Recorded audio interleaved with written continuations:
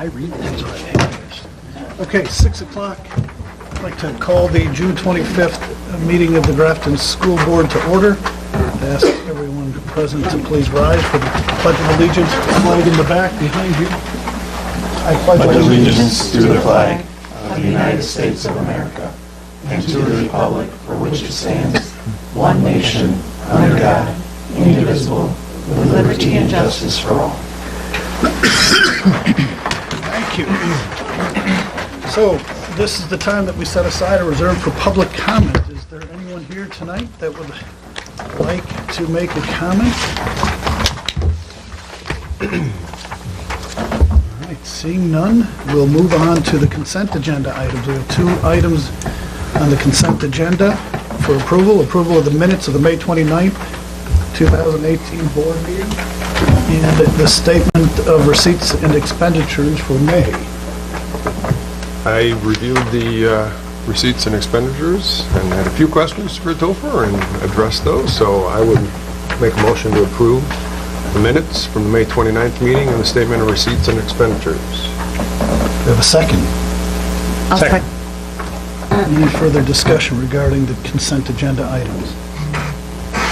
Hearing none, all those in favor of the motion, aye. Aye. Opposed? And that passes. All right, let's move on to the superintendent's report. Yes, so before we get going with a couple of these items, we've started, as you walked in tonight, you'll see the sign that talks about we're starting our second session of summer school already. So today was the first day of that, and that went well. First session went well also, but some of our students being involved over the summer with whether it's educational opportunities or enrichment opportunities, just a lot of different activities for kids, which is great. And a lot of flexibility from, we want to thank all of our parents for their flexibility with dropping kids off and the lack of parking, even as you tried parking tonight. Mike, Donahue, and I were laughing about that. I ended up parking across the street, and probably a lot of you ended up doing the same thing. So it's happening with that with summer school, and everyone's being flexible, and appreciate everyone's flexibility in that way. So, but we have some congratulations to our various schools, the John Long Middle School, Kennedy, Woodview, and GES on the recognition by the Wisconsin RTI Center and Wisconsin DPI for bronze level implementation and PBIS behavioral support. So PBIS, positive behavioral intervention supports, that we're working to get kids systems for students, recognizing them for the positive things they're doing. And it's great that they've been recognized by the RTI Center for the work that they're doing. And then with the spring sports finishing, we have a number of students and teams that did very well, and I've asked Mr. Manti, as high school principal, to recognize our student athletes. We've had a successful spring season. Spring season obviously is coming to a close. We're in summer season right now, and our baseball team is also experiencing some nice success right now. We'll talk about that closer to the end of that season. But as for now, the girls soccer team were regional champions, sectional runners-up, and finished ranked number 4 in Division 3. Our all-conference players were Haley Block and Malaya Sperber, both on first-team all-conference.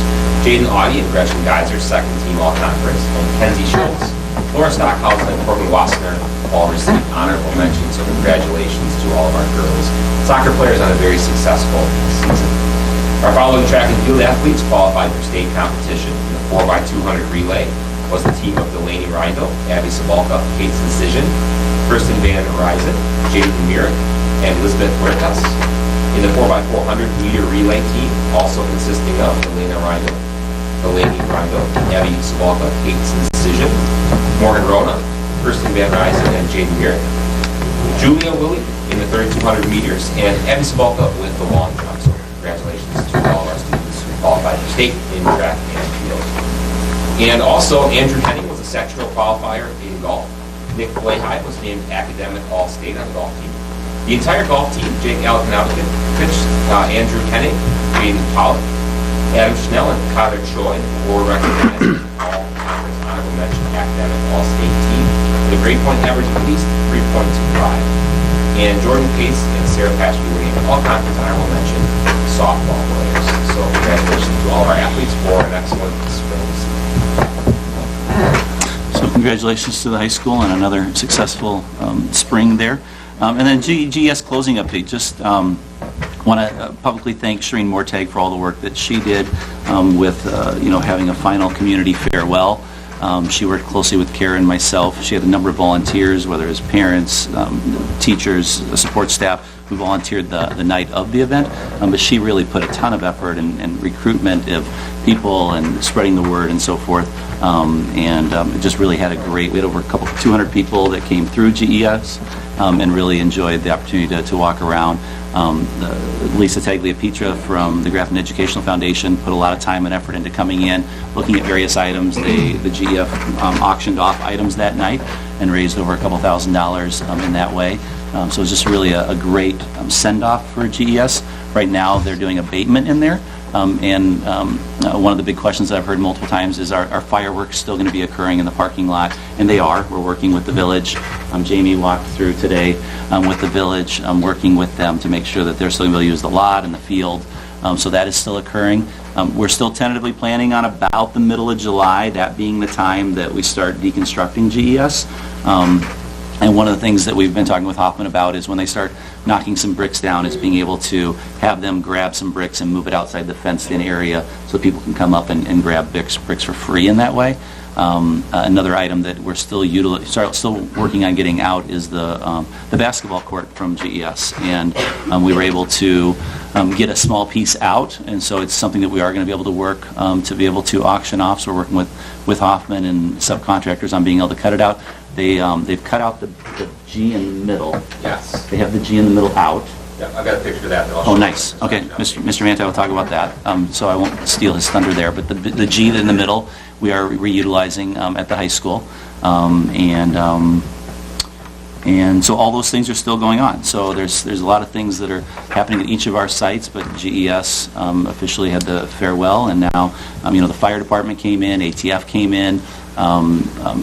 Came in to train in that area and did a lot of training and knocking down walls or getting through doors that were locked and just doing some training that they wouldn't have been able to do at any other time in a live exercise. So it continues to give back to our community, and the local agencies in our county coming in and utilizing it as well, which is we've tried to maximize the use in that way. So just making the board and our community aware of that as we get, as we start getting closer to the deconstruction and the bricks and so forth. We'll use social media to get that information out, because it may be before or maybe after our next board meeting, but we'll continue to update everyone with that. Any questions? Any questions for Jeff? And I, too, on behalf of the board, share the excitement for all of the athletes and for the PBIS for the fantastic representation that they have of the district in their respective sports and themselves personally. It is a tremendous accomplishment to see how far these kids go each and every year. It is truly remarkable, so thank you. Committee reports. We'll go through these one at a time. Steve, on the policy committee. Yes, the policy committee met Monday, June 11th. We had 4 topics on the agenda. The first, Jeff went through with the steps for Neola as we're finalizing that contract. It is our plan to be done with having 100% implemented by the end of next school year. And we're just working on when we're going to start and who's all going to be involved in all the different meetings for that. So Jeff went through and gave us an update on that. We did have a second reading on policy 851, which is the advertising and the naming rights.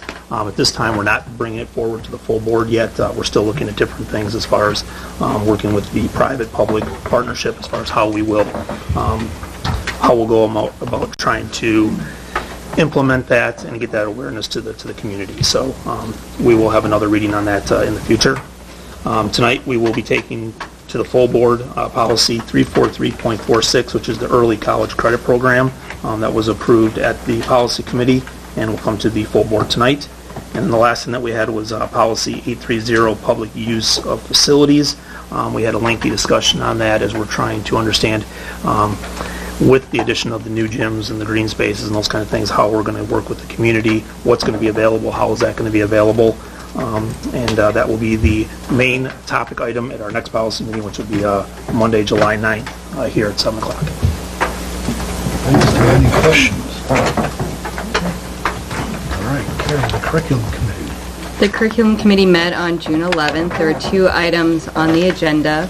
One was updating the board on the progress being made with putting courses into Canvas. and the great progress that they're making, and by the end of next year, how many more classes. We'll also have all their information in Canvas for students to be able to utilize and be more interactive with.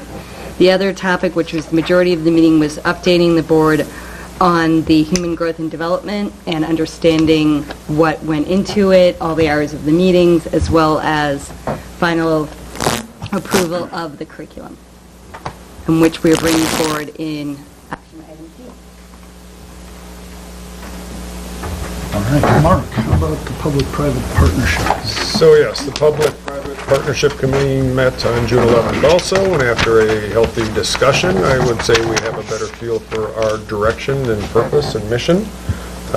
We have not set another date for the committee to meet, but I would anticipate it in the next couple of weeks, definitely before the July meeting.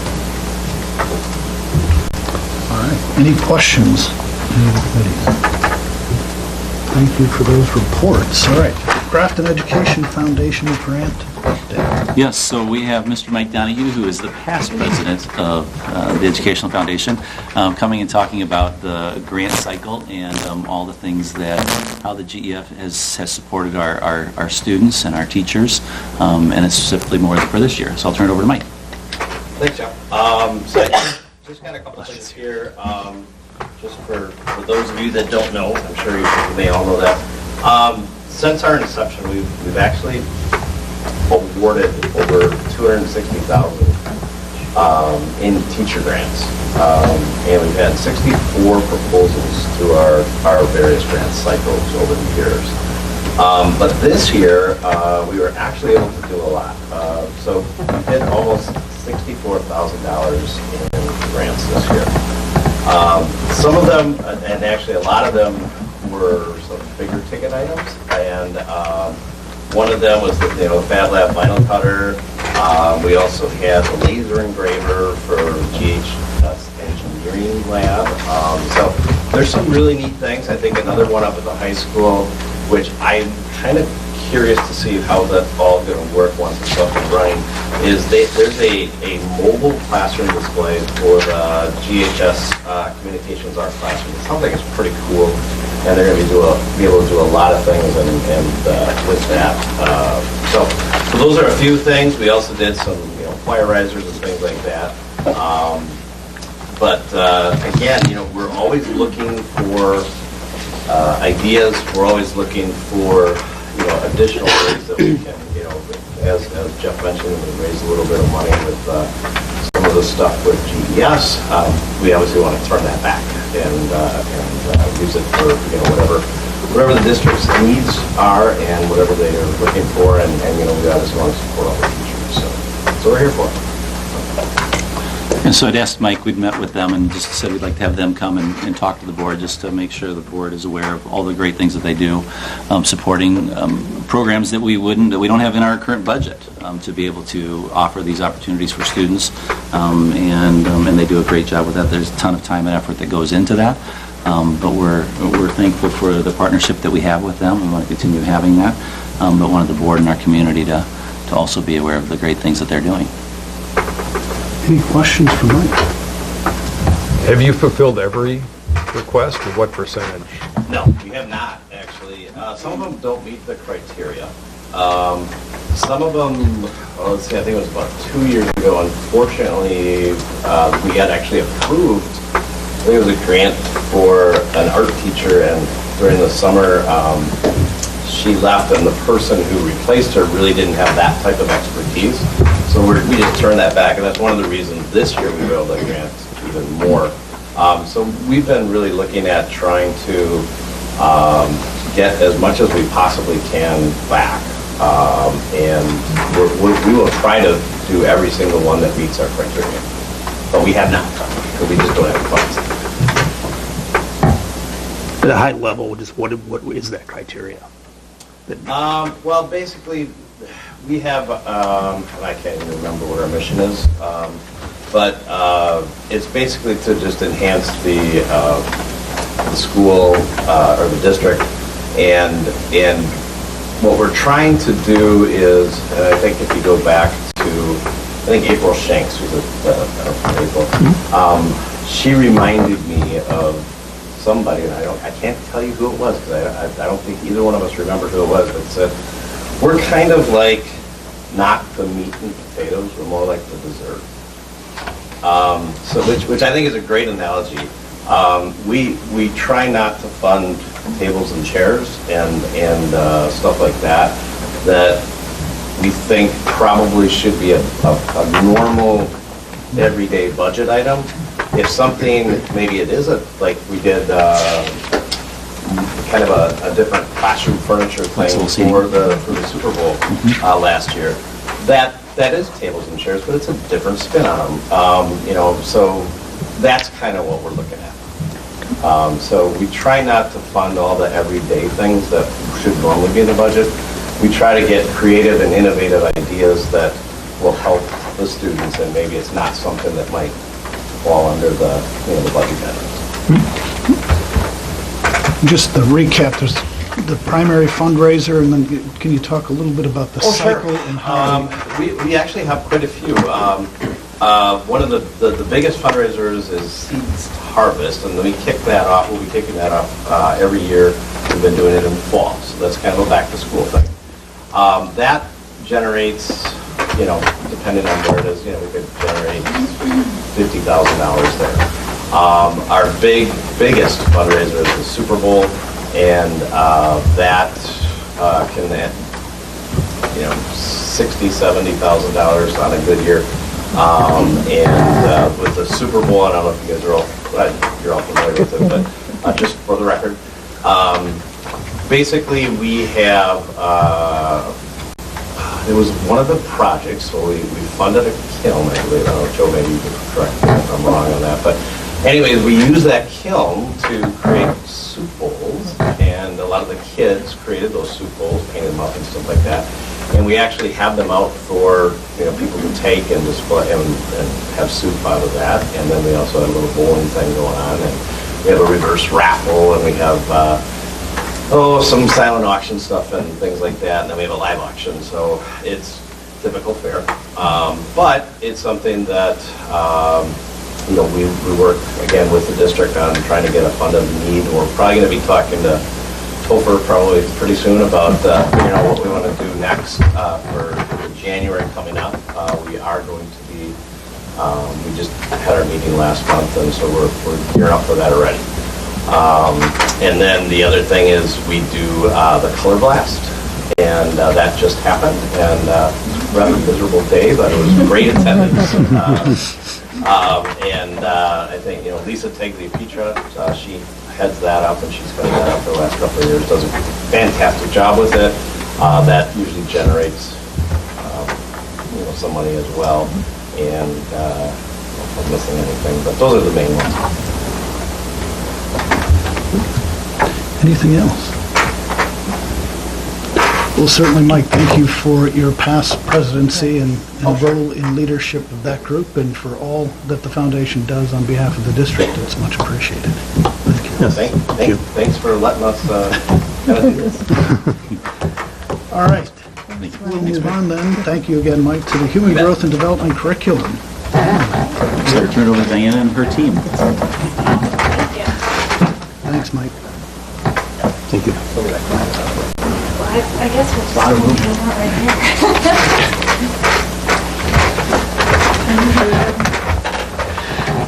Okay, so we have some people from our team. I'm going to let everybody introduce themselves. Some of us are presenting, and some of us are just here in support of our work. So I'm Diana Kresvik, Director of Curriculum and Instruction, Teaching and Learning. Kevin Deering, Principal, John Long Middle School. Jason Leinen, Health and Fire, John Long Middle School. Kathleen Bellinger, I am a parent. My daughter, Anna Bellinger, is a senior. Stacia McCulley, the district nurse. I am Rachel Rushman, a parent of a upcoming first grader, fourth grader, and a little. Awesome. All right, so I first want to recognize the team and all of the work and thank them for our work. I'm going to reference that throughout the presentation. So, should I grab the clicker? That would be helpful.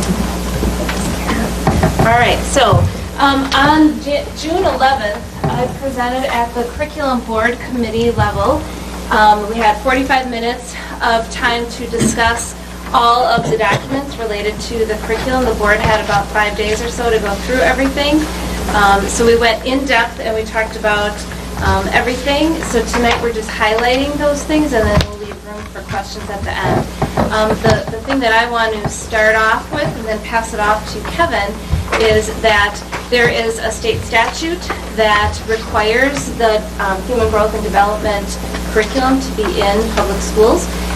There were a lot of different things that we followed regarding and coming from the statute, including the advisory team and the makeup and consistency of that team, along with some of the content that we needed to address within the curriculum. So when we look at creating the curriculum or updating and revising the curriculum, things we're going to have teachers implement this on grades 4 through 9. So there's a vast age difference. So when we're selecting curriculum, what we're presenting at 4th graders is going to be much different than what we're giving at a freshman level in high school. So we make sure that all of our curriculum is age appropriate for where they're at in their development at that time.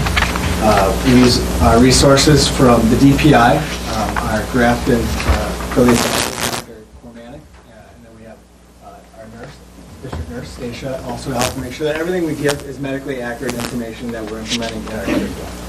I'm not going to go through, there are recommendations and requirements of essentially all of the content and subjects that we need to cover in our human growth and development units.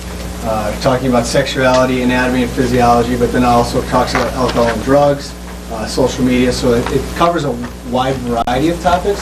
It's not just necessarily what we always think when we think of human growth and development, so there's more than those pieces. So we make sure that we get all those in, and we'll kind of touch on some of those later in our presentation.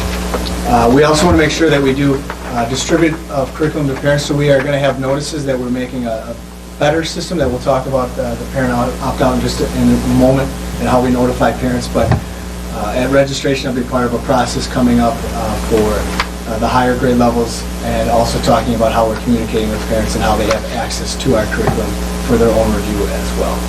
And if there is a piece of the curriculum, all of it or just a portion of it, parents can opt out of either that portion of it or all of it. Is their choice to review the curriculum and do what they feel is best for their child.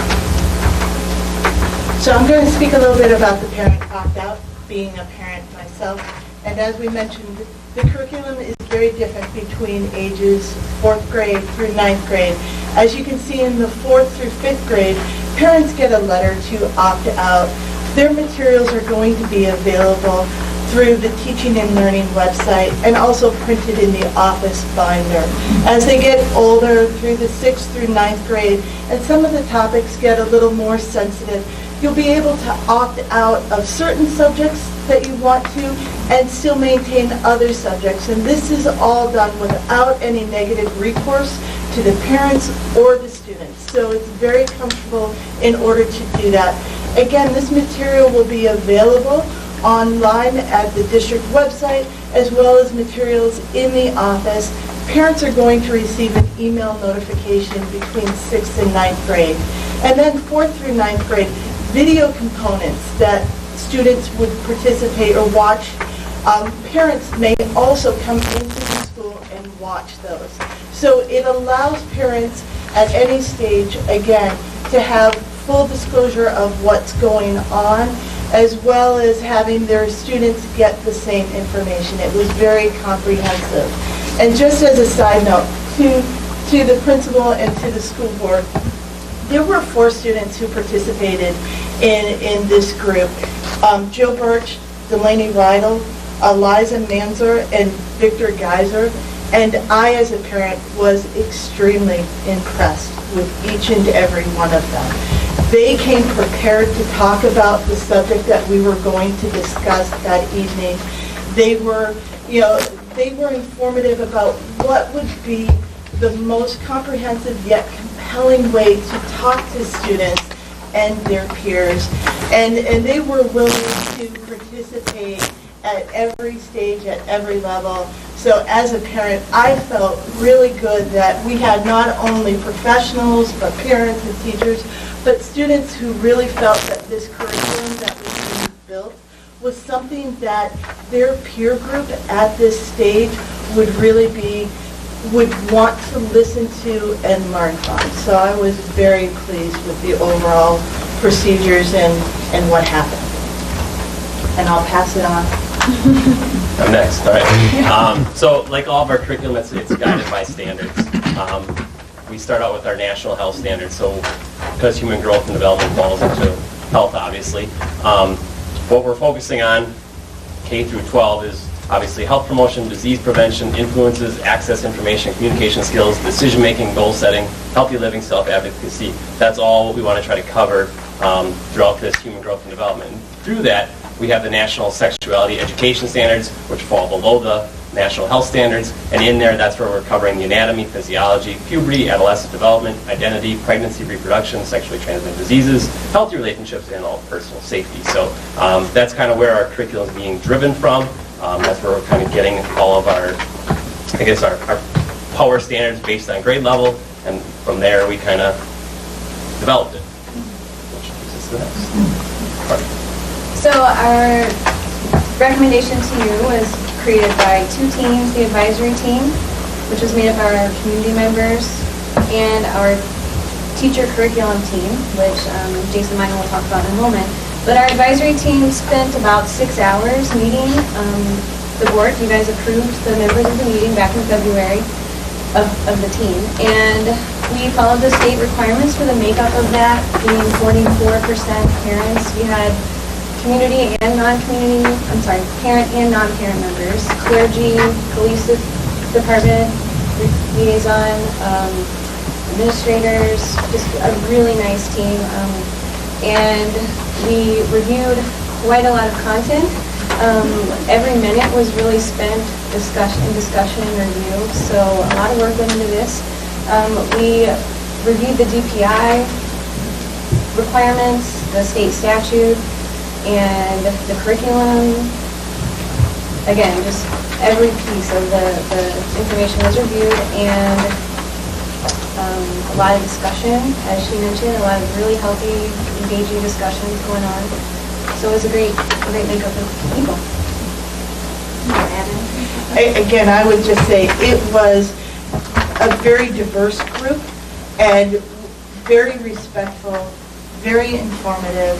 The curriculum that's being presented to you is very factual based, and that was one of the things that we had talked about, is what are the facts separated from what potentially could be family values, and how do we communicate the facts in a very unbiased, objective manner.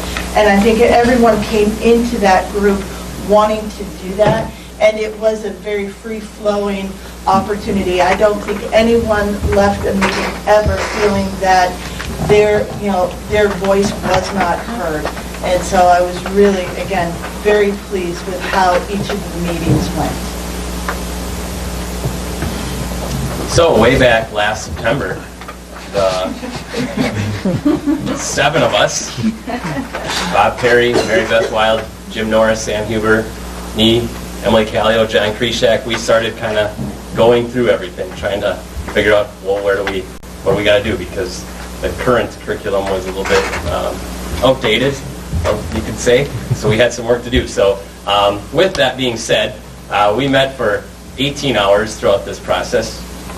It felt like more than that, but I don't know, we'll call it 18. During that process, we reviewed all the DPI rules and the state statute, because this is a very sensitive topic, and there's a lot of things that you have to kind of go through. We reviewed our current curriculum, and we realized that there were a lot of gaps and there were improvements we needed to make. We went through the current resources, and we looked at other districts and what they were doing. I myself had taught in another district and had gone through this twice before, so it was kind of a little bit like, I feel like I've done this before, and so here I was again. And then from that, we obviously came up with documents, made suggestions, revisions. What we always did with this team is we did things, we brought it to the full committee, went back to our little team, brought it back, and it was kind of a little back and forth, and this took place in September, in November? Yeah. January? Yep, and then the March, advisory team started April, in March. May. Yep. So it was a lot of back and forth to finally get where we are today. So it's nice to kind of hopefully get to a little bit of closure here, because there has been a lot of work that has been put into this, and I feel like we've done a really nice job to get where we are today. So, that's me, I'm up. So in your, I was given kind of some resources. I'm not going to go through each resource. I want to highlight some of the things. I didn't want to read the position statement. Everything we've done has either been reviewed, updated, and what you have is the updated. So our position statement from the district is that human growth and development curriculum will provide accurate information to help students develop the skills to make healthy decisions.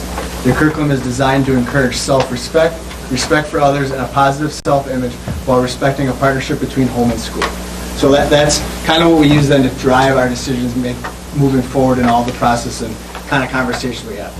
When you go through this, there are sensitive issues that has been alluded to when you go over human growth and development. In your packet, we went through what the DPI had either updated, taken out, recommended for taken out, or keeping in, and we made sure that we touch on it in grades 4 through 9 at some point, so all sensitive issues are covered in our curriculum over that 5-year grade span. And the sensitive issues talk about sexual behavior, sexuality, pregnancy and adoption. Those are some of those really sensitive issues, which leads us to how we implement. That is, we follow strictly what the DPI is recommending to us, and we're following those implementation guidelines. But I think probably one of the most powerful tools we had was going through how teachers can answer difficult questions in their classroom. And really, and that'll be part of their teacher training. We'll be talking about whether you answer it as a fact question or a value question. So when a student asks a question, you need to identify first as a fact or a value question. Fact questions are those that are kind of easy to answer. That's factual. For value questions that may go back to something in the home, that's where the teacher can say that it's a value question. That's something that you should take back to your home and discuss with your family to get a further answer. So again, try to create that uncomfortable. There are some value questions though that you can answer, such as abuse towards one another and treating others with respect. Should always be treating others with respect and just being respectful of others' bodies and image. So again, using that document, you have that as one of your resources, really powerful tool for our teachers to help them through some of those difficult situations that may arise more commonly in the upper grade levels. And then there we have a suggested medically accurate resource for parents, guardians, and students that was put together by our teacher team along with Stacia. But again, a lot of those resources are coming from the DPI or from medical professionals that we've had, and we listed either it's a good resource for parents, students, or possibly both. Again, that's all available for parents and students. So they did a really nice job, and I feel really good as a principal about where we're at and the curriculum that will be delivered to our students, creating a comfortable and engaging learning environment for our students. All right, so then our unit plans, all of the content within the unit plans were aligned with our power standards that Jason mentioned. So the standards have multiple standards to choose from. You can't teach all of them with the same level of intensity.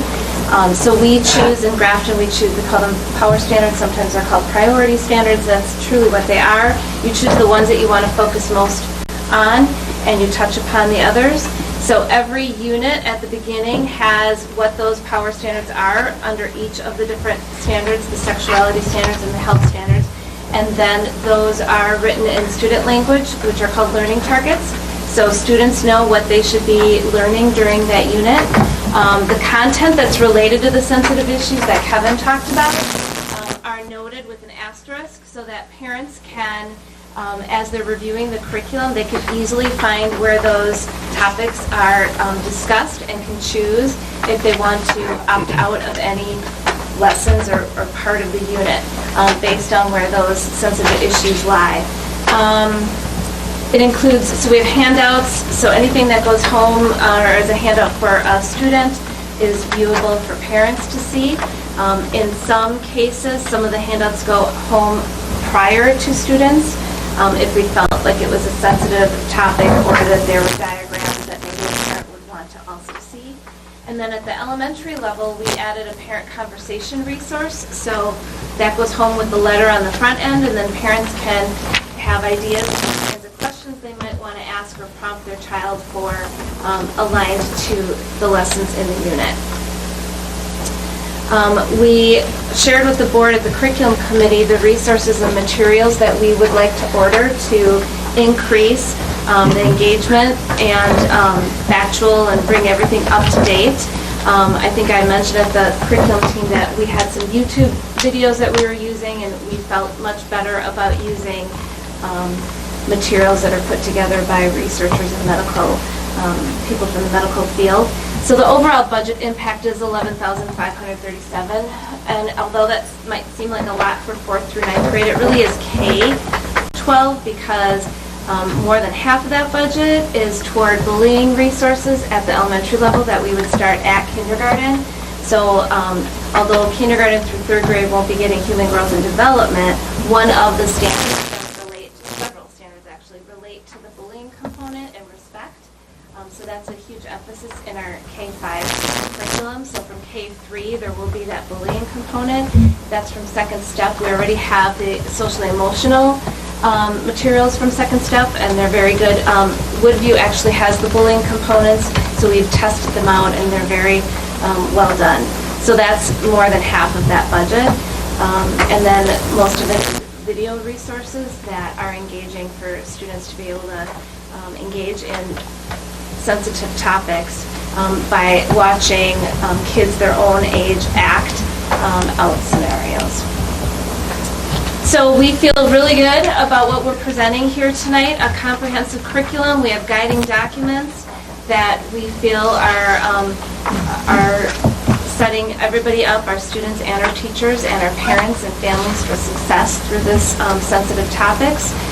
We have unit plans and resources that are aligned to the state statute. They're aligned to national standards. We have parent resources and communication pieces in place. Teacher training will be in place, and engaging in developmentally appropriate materials and content for students. So at this time, we'd like to open it up to see if the board has any questions that we can help with.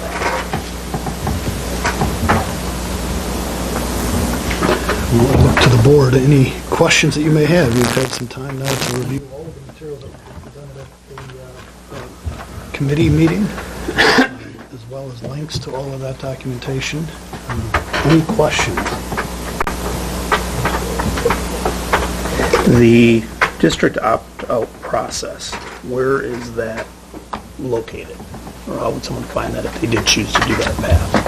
So it's explained in the initial letter. So at the 4th and 5th grade, the letter is attached in the unit, the very beginning of the unit. There's a parent letter notification that will go home at least 2 weeks prior to the implementation of the lessons, and the whole process is outlined where they can review curriculum. They can do most of it online. Where there's videos, they would have to come into the building. So all of that is outlined at the upper grade. So 6-9, we're part of registration, so when you come in to register your child, there will be an informational letter given at that point about opting out and information, and if they want to review material. So we'll have that notice there, and then before the unit starts, we'll also send out an email notification, reminding parents that we're about to head into the Human Growth and Development Unit. And at that point, obviously, they may want to come in and see the materials then at that point too. So it will be 2 notifications, 6-9, when it's happening. And in Skyward during registration, Karen, what are the options that parents can check the box? We were working on that the other day. Do you remember? They can, I'd have to look at, but they can say that they will take it, or they will opt out of some or all of it, and then that says that they need to talk to the teacher to make those arrangements, or that they want to look at the materials first before making that decision. And then we can mine that data so we can pull the parents who want to review the curriculum so that the principals know. And that's just at the upper grades.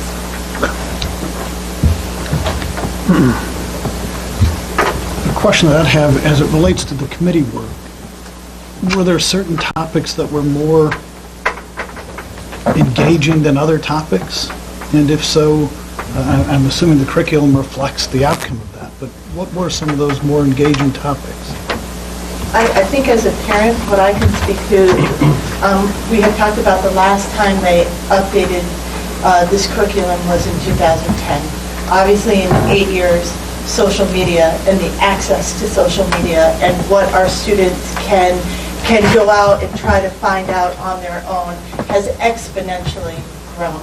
So the fact that we are providing students factual, actual information and links to things that they can then go out to and hopefully prompt maybe some more sensitive conversations that they didn't know how to start, or find the correct information.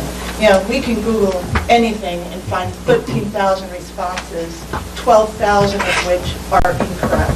And so for me to know that this was going to be something that not only teachers had access to, but parents and students had access to, I think made me feel like this curriculum was robust enough to handle what society now puts in terms of stress on our teenagers.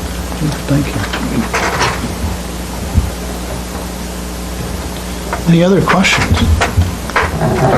Hearing none, then I would entertain a motion to approve and adopt the curriculum as presented. So, I'll make the motion to approve. A motion on the floor, is there a second? I'll second. Is there any further discussion? Hearing none, all those in favor of the motion, aye? Aye. Opposed? It passes. Thank you very much. Thank you. Thanks. Thank you for your work.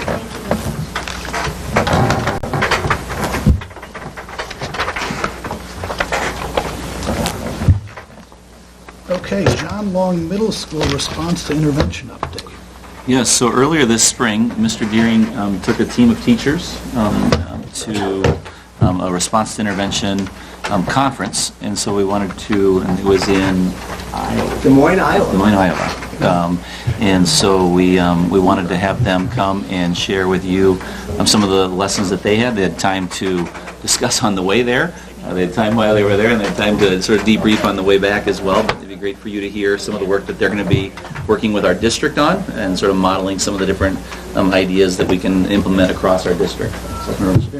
So, thanks for letting us have an opportunity to report out. Really exciting for us to kind of be a lead in the district on RTI here at John Long Middle School, and bring it back and also share with the entire district things that we can do to move forward to make sure that, you know, in the words of that we heard time and time again, ensure that all students are learning at high levels.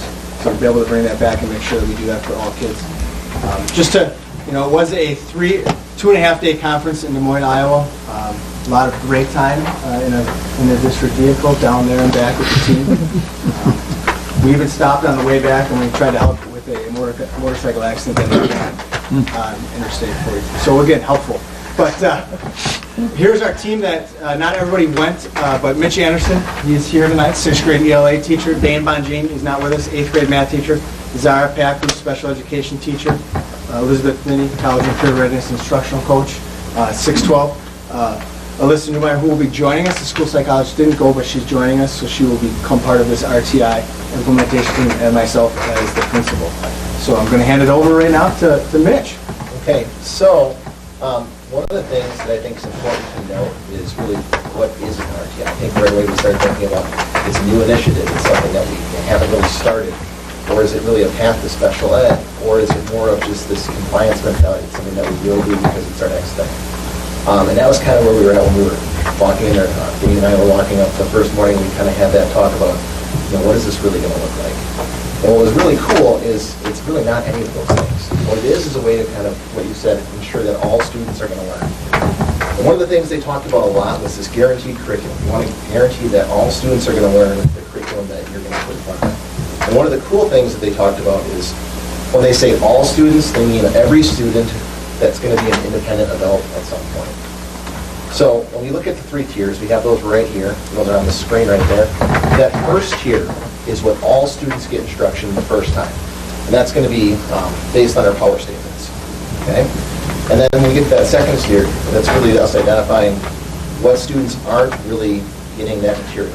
And we're providing interventions for those students so that they can hit that professional level and they can get to that next point. Tier 3 is more of an intensive intervention. That's students that still can't get to that point. So students that fall into the Tier 2 level, they might fall into that level because of attendance. It might be more of an academic issue, or it might be just they don't necessarily want to learn. That could be a behavioral issue. Either way, it can be identified through that tier 2 staff. Okay? So, and you can see at the bottom right there, response to intervention or instruction. It's kind of really looked at as two different things, but it's really the same acronym. So you're either responding to the intervention or the instruction that you've given. Okay? All right. So, like I said, tier 1 is the universal instruction. That's what every student's going to get in the classroom right away. Then, through that, we are going to look at common formative assessments and then move into tier 2. So what's cool about what we've done so far is a few years ago we started identifying our power standards, looking at what are all students going to learn. And that was really the first step in the RTI process. So when we sat down, we were looking at, what is RTI, it was really cool to see we've already done a lot of this work. So we've already kind of had the first couple steps. And then the next thing we did is we identified learning targets, and that's really the next step. So we've already done that. And after that, we start going into common formative assessments so that we can really assess, are our students getting this? And if they're not, what are we doing with them? And that's kind of where we're going to go next. So that's really a cool thing because we can really see that we have this data, what are students learning, and then what can we do with that data? How can we make sure that all students are going to learn the things that we need them for? So that's really where we're going next, and it's kind of cool because we've done a lot of this, and we're kind of like basically, I'd say about halfway there. So it really was refreshing to see that we're really working towards something that I think is going to be pretty great for our students. Just extending on what Mitch said, and just the relief of you never want to go to a conference and get something brand new that you have to bring home and say this is brand new. It was really a wonderful moment when we realized that our teacher teams, our professional learning communities, and the assessment cycle that we've spent the last 2 years of PD, professional development, working on is half of the RTI process. So that was a huge relief. And I actually put this graphic in of that cycle because at our back to school professional development at the beginning of this last school year, we talked to teachers and we worked as teams on looking at the assessment cycle. And then when we went to this conference, we found out that that's how you identify the students for tier 2. That's how you do this work of the teachers at tier 1 and tier 2. So it's just like high fives around the table, we're doing the right thing. And then even better yet, those two steps, the tier 1 and tier 2, are what 94% of our students need. So that is the vast majority. The place where we got that number from is we look at our data 3 times a year, and when we looked at our data for the upcoming classes at the end of this year, only 6% of our current students were in need of that tier 3 intensive intervention. So that means that 94% of our students need that fluid, maybe for a little bit of time, maybe a little here, maybe a little there, support with those grade level standards. They're not needing some huge program that goes on for weeks or months with a specific interventionist. For 94% of the students, our classroom teachers are the best qualified professionals to provide the support they need. So we came back and we were very energized because we realized that this really clarified for us the work of the teachers in this process. And so often when we talk about RTI, we think about the interventionists, we think about the school psychologists, and those people are a part of the process too. But the teachers, we really can't forget that for most students, they're going to be that first line defense. So that brought us to discussions of our structure here at John Long. And as you know, we had a scheduling team that convened to examine the schedule earlier this year, which is absolutely perfect timing for us to go to this conference because we got some very practical ideas on how to use our new SOAR time to support not just the tier 3 intervention and enrichment, but also to support that tier 2, that access to the grade level standards, and some ideas for how to work it in so that all students, whether they're in intervention or the intensive, whether they're in that 6% that need the remedial support, or whether they're in the 94% that are in enrichment during that time, so that all students can still have flexible time where they get on-the-spot help with things that are going on right here, right now, not based on a math test, not based on a forward test that we're not going to get until 2 months down the road, but based on the classroom assessments that teacher teams are looking at every week during their common plan time. So we have worked hard as a team to work through the nuts and bolts of how we can guarantee 2 days a week for all students, and that's not an easy process, but I think we're well on the path, and we're very excited, and we've already started to talk about the staff about what that will look like and how we'll guarantee that all students get that time. During that time, it's important that the teachers who have identified the need, whether it's the student's classroom teacher or if there's two teachers like math and ELA, maybe they work together to identify, like, I'll do fractions and you do factoring, but the teachers who look at the assessments and identify the students and teach that curriculum day to day are the ones who will give that tier 2, that grade level support. And then most importantly, the students can fluidly move in and out. That's what we learned is the most important thing for that tier 2 is it can't be a part of that 3 times a week identification. That's great for the kids who need the most intensive support because they're going to need long-term support, but a lot of students need support right here, right now for 1 day or 2 days, and then they can move on to something else. I think we kind of covered this already. Yes, I think I did. Which is the tier 3. So it gets to me, so now what? As the principal, it's always, what are we going to bring back? But what was really powerful about this was how it took all of our work that we've been doing with assessment, PBIS, and professional learning communities, and RTI. Really, RTI kind of puts it all together in one box. And that was, I think, an aha for our teachers that were there, like, oh, I kind of see the big picture, how they all go together now. And what was really powerful for me was that Dane, our 8th grade math teacher, looked at me and said, we have to do this. I said, okay, then we'll do it. So when a teacher says that, it's a lot, and for me as the principal, it's a lot more powerful when the teacher team is like, yes, we have to do this. Because it's easier to convince their peers as well of what we're talking. So we took, and this was the book, which I'm gonna say already. I've read cover to cover since the training because I bought in. I'm drinking the Kool-Aid. But page 88 is what we're using, and it's a chart that it's called an essential standard chart, but to give you the terminology we use, really it's our power standards chart. And why Dane thought it was so important is because this is kind of a roadmap, the initial roadmap to ensuring and tracking and kind of, you got 60 students, our teachers that teach science and social studies have 150 students coming through. How do we make sure that we're organized and we can make sure that we're keeping things and which students have what? And this is the start of that. So when you go through, you have your power standards, which it's not everything. The power standards are the must. It's what's been identified as essential for students to be successful at the next level and it's what they'll say is post-high school ready. So are we preparing kids to be after they leave the Grafton School District, and this is a K-12, so we're all in this together as a system, are we having high standards? And again, it's less is more here. So they're talking anywhere from 5 to 10 standards per semester or even per year that we're saying are critical. Then the teachers put examples of rigor. They'll talk about prerequisite skills. Kara, if you don't mind, could you pull up the 8th grade science one? Hopefully you have access to that. No. I'm sorry. There was sorry. Right. Can you get down to the bottom? I don't know. If it's you might not be able to see it now I think about it. Oh, okay. So I was going to give you an example, but so we don't have to go through that since you can't get to it.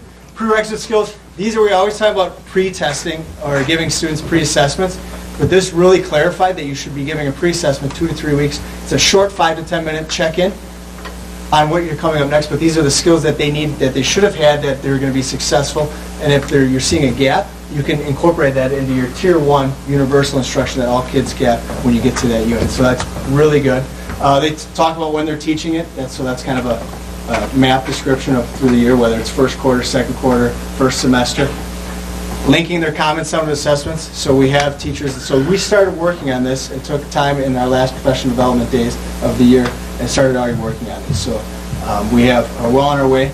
And then extension standards. That's always probably the most common thing that comes up, is what happens when my student has it, and what's next. So they're able to identify some of those extension or, not the critical, but it's something now that can take them deeper into this power standard and they can get enhanced their learning. So what's next for us? When we come back in the fall, we're going to complete our essential standards charts and continue working on those for all courses. And what we also gave after that then comes, it's one of your resources, it talks about having your essential standards unit plans. And this eventually will lead to being able to have students have that ownership and be able to track where they are in the learning process with kid-friendly language and through assessments and be able to explain what's going on. So essential unit plans will have your power standards, your learning targets, but in student-friendly language. They stress that. Your students should be able to own and be able to explain what they're learning in the classroom. And those are, we've already done that through our learning targets, the I-CAN statements that are in our curriculum. Instructional days needed, and then the list of all assessments, whether it's a common formative or it's something else individual that the teacher does. And this goes back to the PLC cycle. Maybe you do something different and you have evidence to show that your students were learning something at a higher level than maybe your peer, and you can share that to get the best instructional method. And then the end of unit summative assessment. So again, it kind of maps it all out and eventually can lead to students giving that unit plan to students in student-friendly language, and they can track it and they know what is expected of them to learn. And then it's just kind of put it together, our team structures. We have our TLC, which is our teaching learning council that we have at every level. We have middle school, each elementary has one, in high school we have a K-12 team that meets together. They're leading our instructional leadership and kind of driving the PLC in the 4 central questions. They also bring back things for our grade level and related arts teams. RTI then kind of fits in, and under RTI you have your PBIS team, your grade level and related arts teams work there. Your PLC is obviously part of that because we're talking about instruction essential standards. And what will be new is our site intervention team. And that will be a team that will take the recommendations of students for Tier 3 who need Tier 3 intensive interventions. We will discuss them and properly place them with the right intervention, and also monitor where they are along the way so that we can get them out of Tier 3, because that's the ultimate goal, to get them so that they have either behaviorally, we have maybe fixed the problem, that's always what we're talking about, or we've filled in the foundational gap and caught students back up to grade level academically. And then we still have our PAC team, which is our Principal Advisory Council. That's another team that's here to be able to still address building procedures and concerns that come up with the principal. So it's really nice to kind of have a full picture and set schedule for JLMS. So learned a ton, really excited to move forward and be able to identify students for Tier 2 and Tier 3 properly, and have teams to be able to monitor and talk about that through the assessment center. Any questions?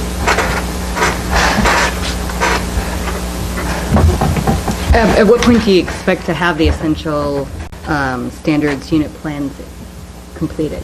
Is that a goal for the end of this year, or? I think that would be great if we got that to the end of this year. Getting the charts, getting the essential standards charts done first for some teachers who have multiple preps, that's building that time in for them to be able to do that. I think for those that we may be able to look at, that's maybe something that we start at the end of this year, building into the following school year. It is quite a bit of work. I mean, we set aside a whole morning for it, and I mean, teachers were really taking their time. A big portion was taking those power standards and making sure those are student-friendly language. Because sometimes you look at a power standard and the 6th grade students are not going to digest that fully. So that was a big task as well. But a big thing that one of the presenters said, and it's always tough because you're excited, you want to get going, but in order to go fast, you first have to go slow. Is what he said that time and time again. But I was excited because our team wanted to start as soon as we got back. And we started something within a month of when we got back and started these essential standards charts. So it's really exciting work, and we're doing a good job. Excellent. Any other questions? Thank you all very much for your work. Thank you.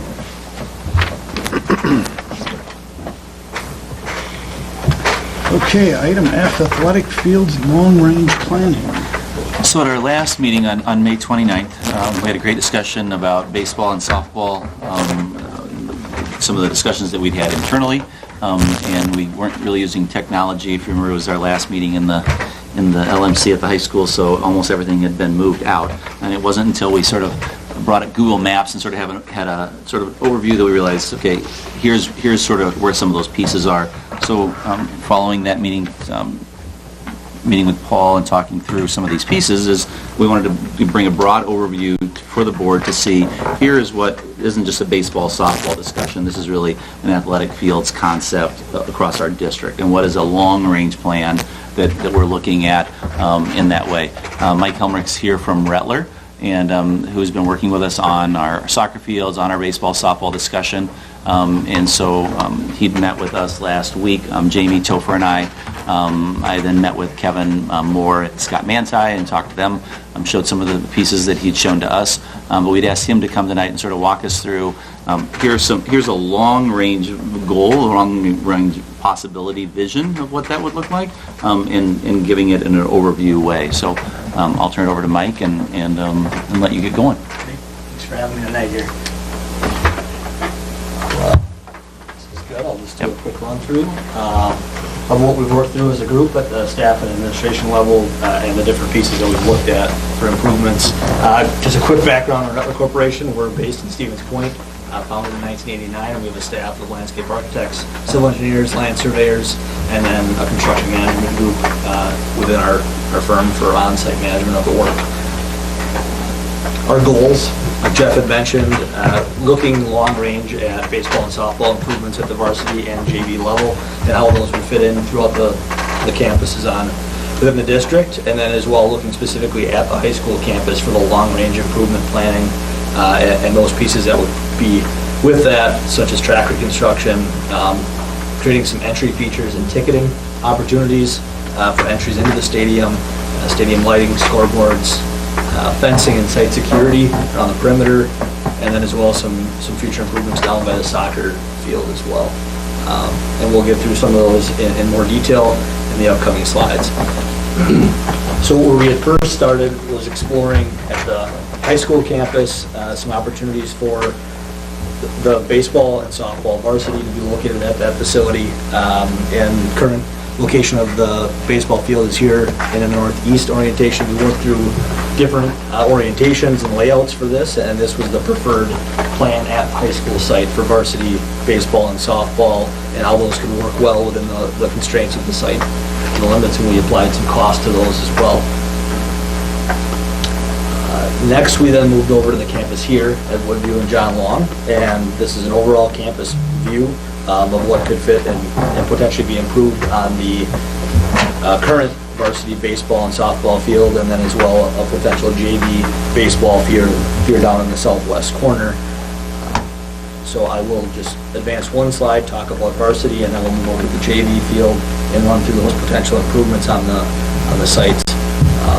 We looked at a few different options for what could fit within the space here off to the east, and through that evaluation, determined that field orientations worked well and gave us the most opportunity out of the site for having a greater amount of fields for play and for larger time frames. So the proposed improvements on the two fields would be synthetic turf infields, so that limit would go just to the outfield line. Maintaining the existing outfields as they sit, we've got a few options there if we wanted to improve drainage or add irrigation to those outfields, but keeping the distances down the lines in the center as well on both fields.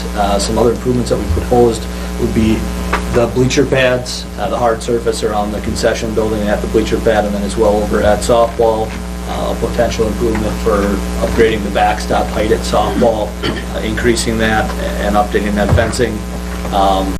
Maybe some improvements here at the utility area for the maintenance shed, or some of the pieces that we looked at, and then as well adding some potential bullpens to the varsity fields.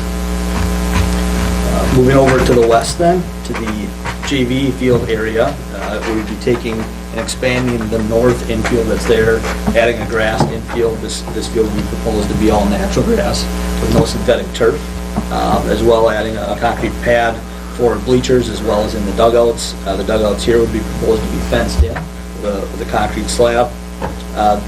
There would be a chain link backstop as well as line fencing down the foul lines, but no permanent outfield fence in this proposed layout. We'd be able to achieve a 300-foot third base line and a 315 first base line, and then 350 out to the center field in this orientation. As well, for some safety benefit, we'd look at, on top of the 10-foot tennis fencing that's going in, adding 10 more feet of netting above that for any long balls, with being a little bit shorter there at 300 down the line. And we have ran this by the village, and this is their preferred orientation, with having the accessibility to parking on site, where if it was down facing in the northeast direction with home plate here in the southwest, there aren't as great of opportunities for parking on the internal parking lots. And then just jumping here back to the high school campus, another option that we looked at as a group were potential improvements to the existing field, and how would that cost compare over to improving a JV field at the Woodview campus. But looking to maintain the backstop fencing here and the existing dugouts that are already in place, and just improving some of the drainage, expanding the outfield to get to the WIA minimum recommendations for 315 on the lines and 350 at center field. And then as well, not having an outfield fence with the opportunity to utilize some of that outfield space for a practice area for football. And the reason why, if you can go back one, Mike, the reason why we are showing football there is because you'll see later when he pans out and shows the big expanse, because of the fact that with the new gym addition at the high school, that has gone into that practice football field. And so on this plan here, it will show in the future that being soccer, but for this fall, that's going to be, they've basically lost almost half of their practice their practice area. They'll utilize that still for football, and they'll be utilizing some of this part over here as well for football, because that's our only green space we have available for them. But you can see what a full-length football field looks like on that diagram. That's why we use that. What's the oval in the bottom left corner? Is that a retention pond? Yes, a biofilter for filtering the stormwater off of the expanded parking areas. Any other questions thus far on the layouts? Okay. So just a quick run through on overview pricing on proposed improvements that we looked at. To construct the new baseball and softball fields, those fields in the base price we have would be in natural grass without lighting, and then, excuse me, but would include some of those bleacher pad areas, but not the scorer's booth or some of the upgrades to dugouts or synthetic turf or lighting. So that's when we get into about the $2 million price tag would be with all of those features included to take those to the next level, those fields. The proposed improvements that we reviewed at the Woodview site here for baseball and softball, so the synthetic turf improvement, some of the bleacher pad improvements, puts us at $335 for the baseball field and $195 for the softball field. As well, improving that JV baseball field off to the west would be about $270,000 for the regrading work there, and improvements to the fencing and infield. And then at Woodview here, we have some options on each of those fields, totaling at $235,000. So that include replacing the backstop and fencing on the softball field, expanding the bleacher pad there, adding irrigation systems to the outfields at both varsity fields, improving the scoreboards, and providing the new bullpen and the bleachers were all some additional options that we looked at that are not in the base project there. And then comparatively over to the high school site to make those improvements comparable to constructing the JV field here at the Woodview site, we're at about $280,000. And then as well, that's expanding that outfield. If you're familiar, it drops off there, so we have to bring in some fill and get that leveled off to fit full-size football practice field in the outfield. Any questions on baseball, softball side? So let's say the 195 on the Woodview softball field is primarily turf, if you're talking softball backstops and fencing as an alternate? That's the main improvement there on the softball. What was something different or more included in the last update we got?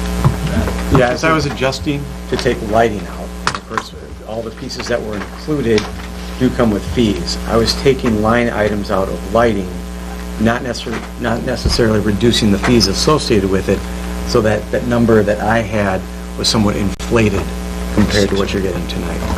Yeah, the fees and then the contingency adjust accordingly based on our construction project. Okay, we'll jump over to the high school campus. So I'll run through the zoomed out overview of the entire campus, and then I've got some snapshots of the areas zoomed in with some more detailed improvements, but I'll start over on the east and kind of work our way here to the west.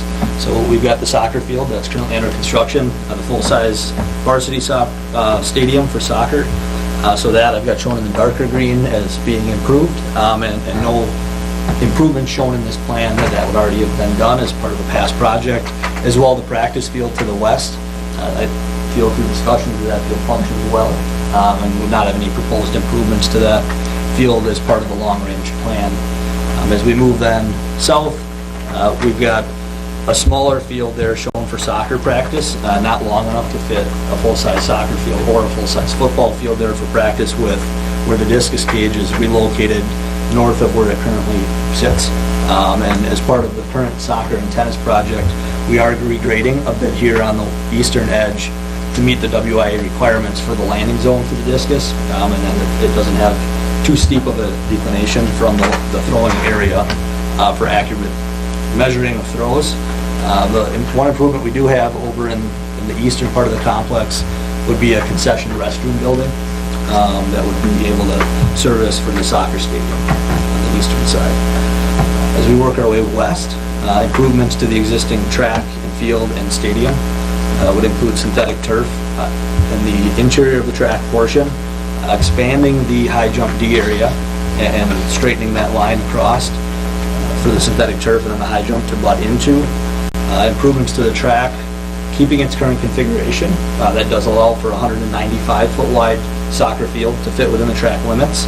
We've got that shown in black without having to expand the track wider or longer, any reconfiguring, so that helps on the budget side. But we would be looking to remove the base course and the asphalt and track surfacing as part of the long-range plan and replace those and repave and then put a new rubberized surface on top. As part of expanding the width to get the 195, we've shown to relocate the pole vault to the southern end within the track limits, and then moving the long jump, triple jump pits and runway to the northwest corner, allowing us to get that full width on the stadium piece. As well, new stadium lights are proposed to switch those over to LED, and another improvement would be with the stadium lights would be a scoreboard improvement with potentially a video board. We've just dropped in a price and budget for what that we've seen those going for in the past, and it also incorporates the sound system for the track and stadium within that piece, and also gives the opportunity for some donor recognition and sponsorship spots for the field facility. Then to the west, the current concept would be the JV field improved with the outfield being utilized for the practice football space. I do have a few other concepts of what else could fit within this space, with some grading improvements and revisions. The last piece that I'll talk about while we're at the zoomed out level would be a entry feature focal point with an overhead archway for some branding opportunity from the district, with a ticket booth and an expanded walkway down into the main facility. So this would be a focal point for ticketing and entry into the stadium. There'd also be a maintenance access where the other current drive sits. And fencing would leave that stadium entryway and run down the west side along the north line, and then down the east line and back together here to the west point. There'd also be a proposed walkway connection here on the east side for another spot to sell tickets and entry from the east parking lot on the front of the building. Just a enlarged view of the synthetic turf and track improvements. There are currently shown a few donor logo opportunities on the field. Depending on how the project would be funded, that seemed to be a good opportunity for the district to look at and try to receive some funds for a donor logo on the field. It's a good location as well. It's just outside the players' boxes and facing the home bleachers, that they aren't covered by players during a football game. They're landing between the football sideline and the soccer sideline as well, so they're not impacting into the line work of the fields. And this was just a first rendition of logos and end zone lettering and coloring that are all open for input. Moving over to the west, just an enlarged view of how that entry would work with the expanded parking. There'd be a few ADA stalls there, and then the expanded walkway to bring everyone in. And then I'll just run through, we've got three options together for what that west space could be for long-term improvements. This would be the one we've looked at, with the JV field maintained and improved, and then the full-size football practice area. A little bit lower cost option would be removing the existing JV field and just minor grading out to the east and improving that space to be sized for one full-size practice field. And then we could also, with removing of that JV field and some additional grading work, fit 2 full-size football fields into practice. I'll just do a run-through of budgetary numbers for each of the improvements we reviewed. So the improvements to the track and field stadium to move those along with triple jump features in the pole vault, expand the D area, and add the synthetic turf is at $1.3 million. The other improvements that we reviewed on the campus site, so the track reconstruction at $425,000, the entry features and ticket booths at $160,000, stadium lighting, stadium scoreboard, and stadium fencing, each at the value shown, and then the soccer concession stand restroom, just budgetary numbers at this point that you would find as we would go through more detailed design. And then the 3 options, we can see the price differential, the $280,000 for rebuilding and improving the JV field and adding the practice field, the $155,000 for just having a single practice field there, and then about $210,000 to grade that area off and get to the 2 football practice spaces and personal space that are having leveled off in space on campus. I guess I'll open it up at this point for questions and discussion on the plan. Does the football, the turfing of that area with the track, I guess I don't know how big lacrosse field is. Would that accommodate lacrosse as well? Yeah, that would fit within the limits, and there'd be some opportunity for sharing of line work. A lot of times for the districts to not have the field get so busy with all the permanent line work and different colors, we'll put in tick marks, and that helps the grounds crew for striping of those, and they have different styles of paint that can last just a couple of days to the full season, and then they can be washed off when you get to the next season. It seemed to work well with their districts. Yeah, he showed us the diagrams with all those lines, and it just became very busy out there that would go with it.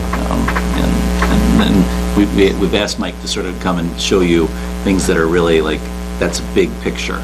Like, here are some things that we know LED lighting is. That's something we need to know. But this is what, if we were to move in that direction, this is what it costs. You know, here, what are all these pieces? And in the next year, we expect this to occur. You know, the soccer area down there, that they need restrooms down there. They need a ticket booth area down there as well. So as we're looking at our campus, what are the things that we would look at doing that would really make certain areas be for various sports, allow for storage more efficiently? You know, the idea of having baseball and softball both at this campus would allow us to have all of our equipment that's used to upkick the fields be on this campus. So any kind of areas that we upgrade will impact both baseball and softball, allow for, you know, some fundraising pieces that go with that, because we're trying to utilize this. You know, now we're working within the confines of the budget that we have, which is coming out of fund balance. This isn't part of the referendum. This is something that we took out of the referendum because the community had spoken saying we think referendum should be about academics, and so we're looking, okay, well, here's what we're looking at, but baseball and softball are the pieces that we're looking at now, but really there's a domino effect of other pieces, and, you know, it shows a football field next to it, but that green space and being able to use it for whatever anyone needs to be able to utilize. You know, as simple as, you know, on the 3rd of July, we have groups that stay with us for the Bremen Bugle Corps that Rotary sponsors in Cedarburg, Grafton, and, you know, they'd be able to use that, they'd be able to mark that off and use it in that way. They stay in our buildings. You know, this year with only John Long, they're only able to use this site, but there's just so many different purposes that it shows a football field, but there's many things that it could be, whether it's lacrosse, kickball, Ultimate Frisbee. Yeah, ultimate Frisbee. Who knows what the next sport will be? Who thought that lacrosse would be taking off as big as it has in the last 5 years? What is the width of the current soccer field? How is that compared to what would be striped on the turf?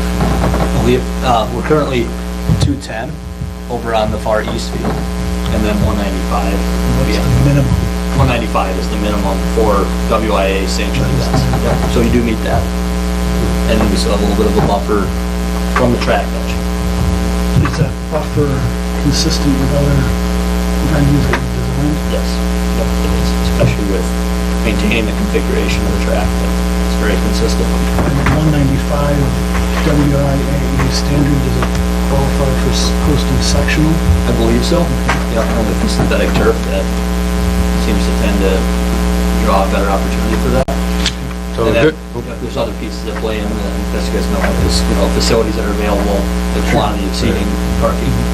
So the good news is it fits within our current footprint. Yes, so Of the we track. don't need to do the field, we don't need to rebuild the track. Yeah. Again, phase these.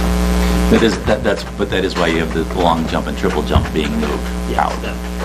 Because otherwise you wouldn't be able to have that width. The one thing that and I'm sure it's not very big, but the green space coming in off Highway 60 that we're going to gain coming into the parking lot, those aren't nearly as big, but they'd be functional areas. Yep, there'll be green spaces.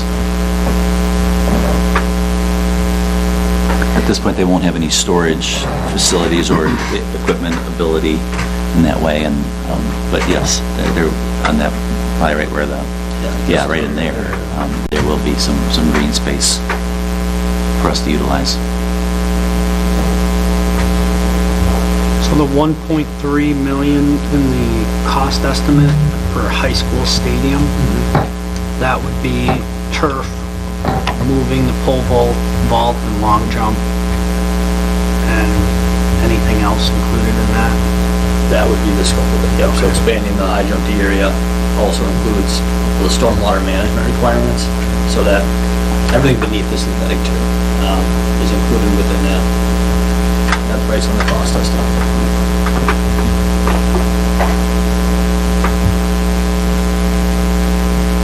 If you go back to the baseball and softball cost. Sure. So the Woodview Ultimates, so that 235, so is any of that 235 cost associated or able to be taken out if the Woodview JV baseball fields are not there? Or is all of that 235 in the two fields that are on 9th Avenue? I believe all of that's in the 9th Avenue cost as options for that field. Both the fields, okay. I think that the fact that we'll be broken out for alternates, and if this included anything for the JV field, because we did have a few options for that field as well that we could look at. If we wanted an automated irrigation system type thing, or improved drainage in the outfield, or also additional costs. For that softball field, I've asked about the fencing, but I know that's not graded very well. So is this addressing any of that? I mean, you talked about turf infield, but... And that's one that we can look at in the alternate option, but is not being addressed up in the base to regrade the entire outfield. And at that point, we'd have to probably address the fencing. Fencing, too. At the same time, and do follow poles and see how the scoreboard ties in. So the base price, though, is just looking at the infield and minor improvements. And same with the baseball field, it's purely, pretty much just turf. That fencing, I know Jamie's done a lot of work on that varsity baseball field to shore it up and change the entry points onto the field, et cetera, to make it more safe. So that fencing is probably in good shape. Yeah. The baseball field, I think, looks very good. So Topher, Jeff, one of the things we talked about last time was between these options, keeping the fields at 9th Avenue, that we discussed previously, that $608,000, which is now $530,000, and then adding the baseball field, the JV baseball field. So my math is correct, that'd be $800,000 for basically to get everything over here, minus these alternates that might need to be added. That's correct. That would be within the budget.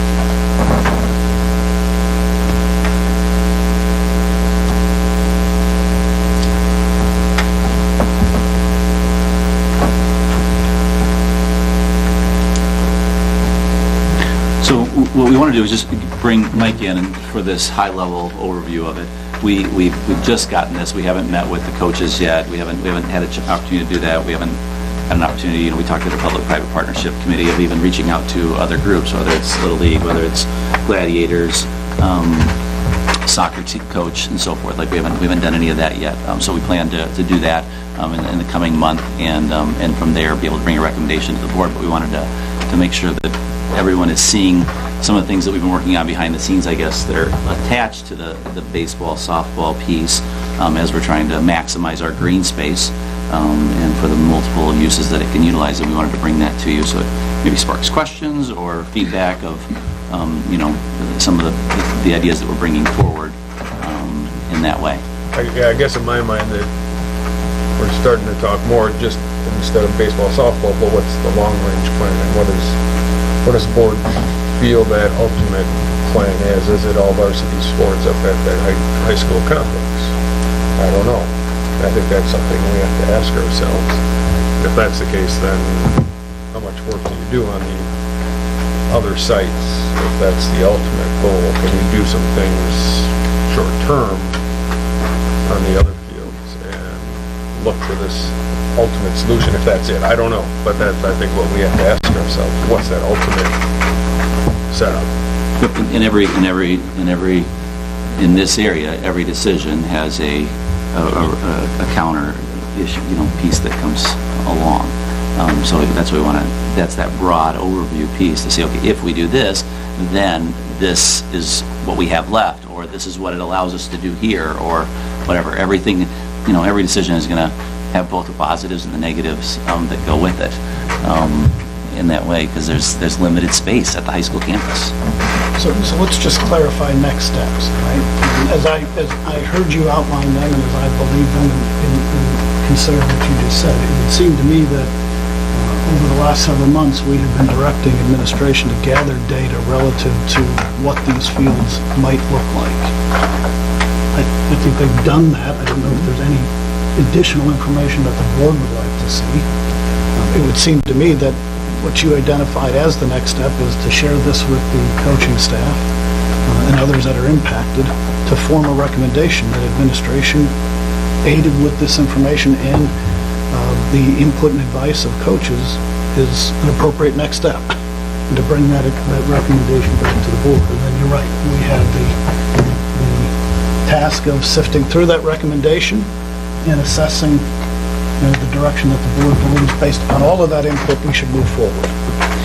And we aren't really in a hurry.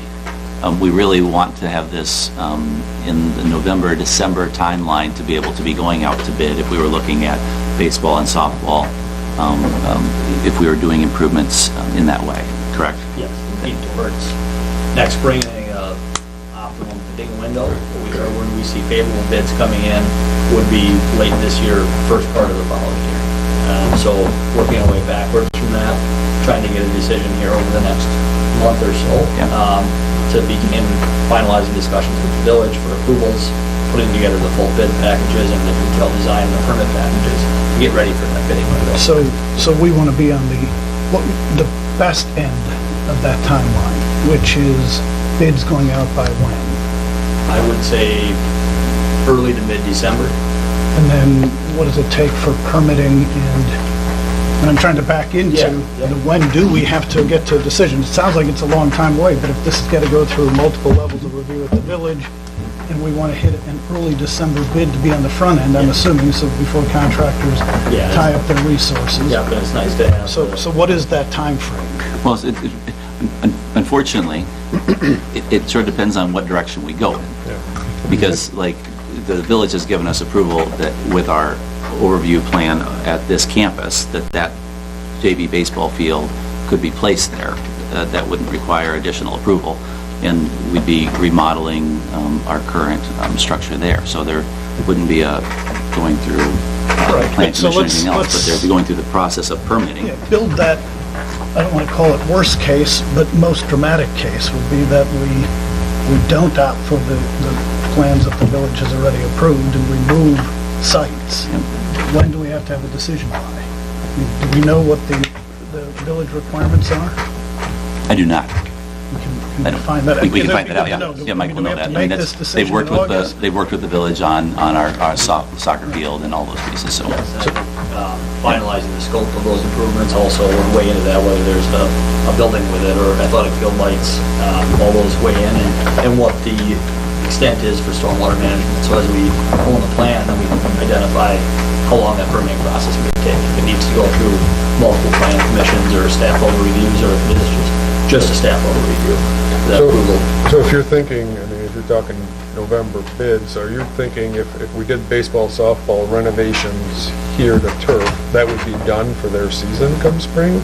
Or are you talking post-spring season? Post-spring season, Yeah. we talked about. Yeah, it'd be after the season's over. And I think working back to that, if we had, depending on the scope of the project, but probably September, October, and November for working through that design and permitting process, then we'd lead up to a December bid, so that'd leave us July and August, and maybe a little bit of September here at this level for decision-making and what the plan may be.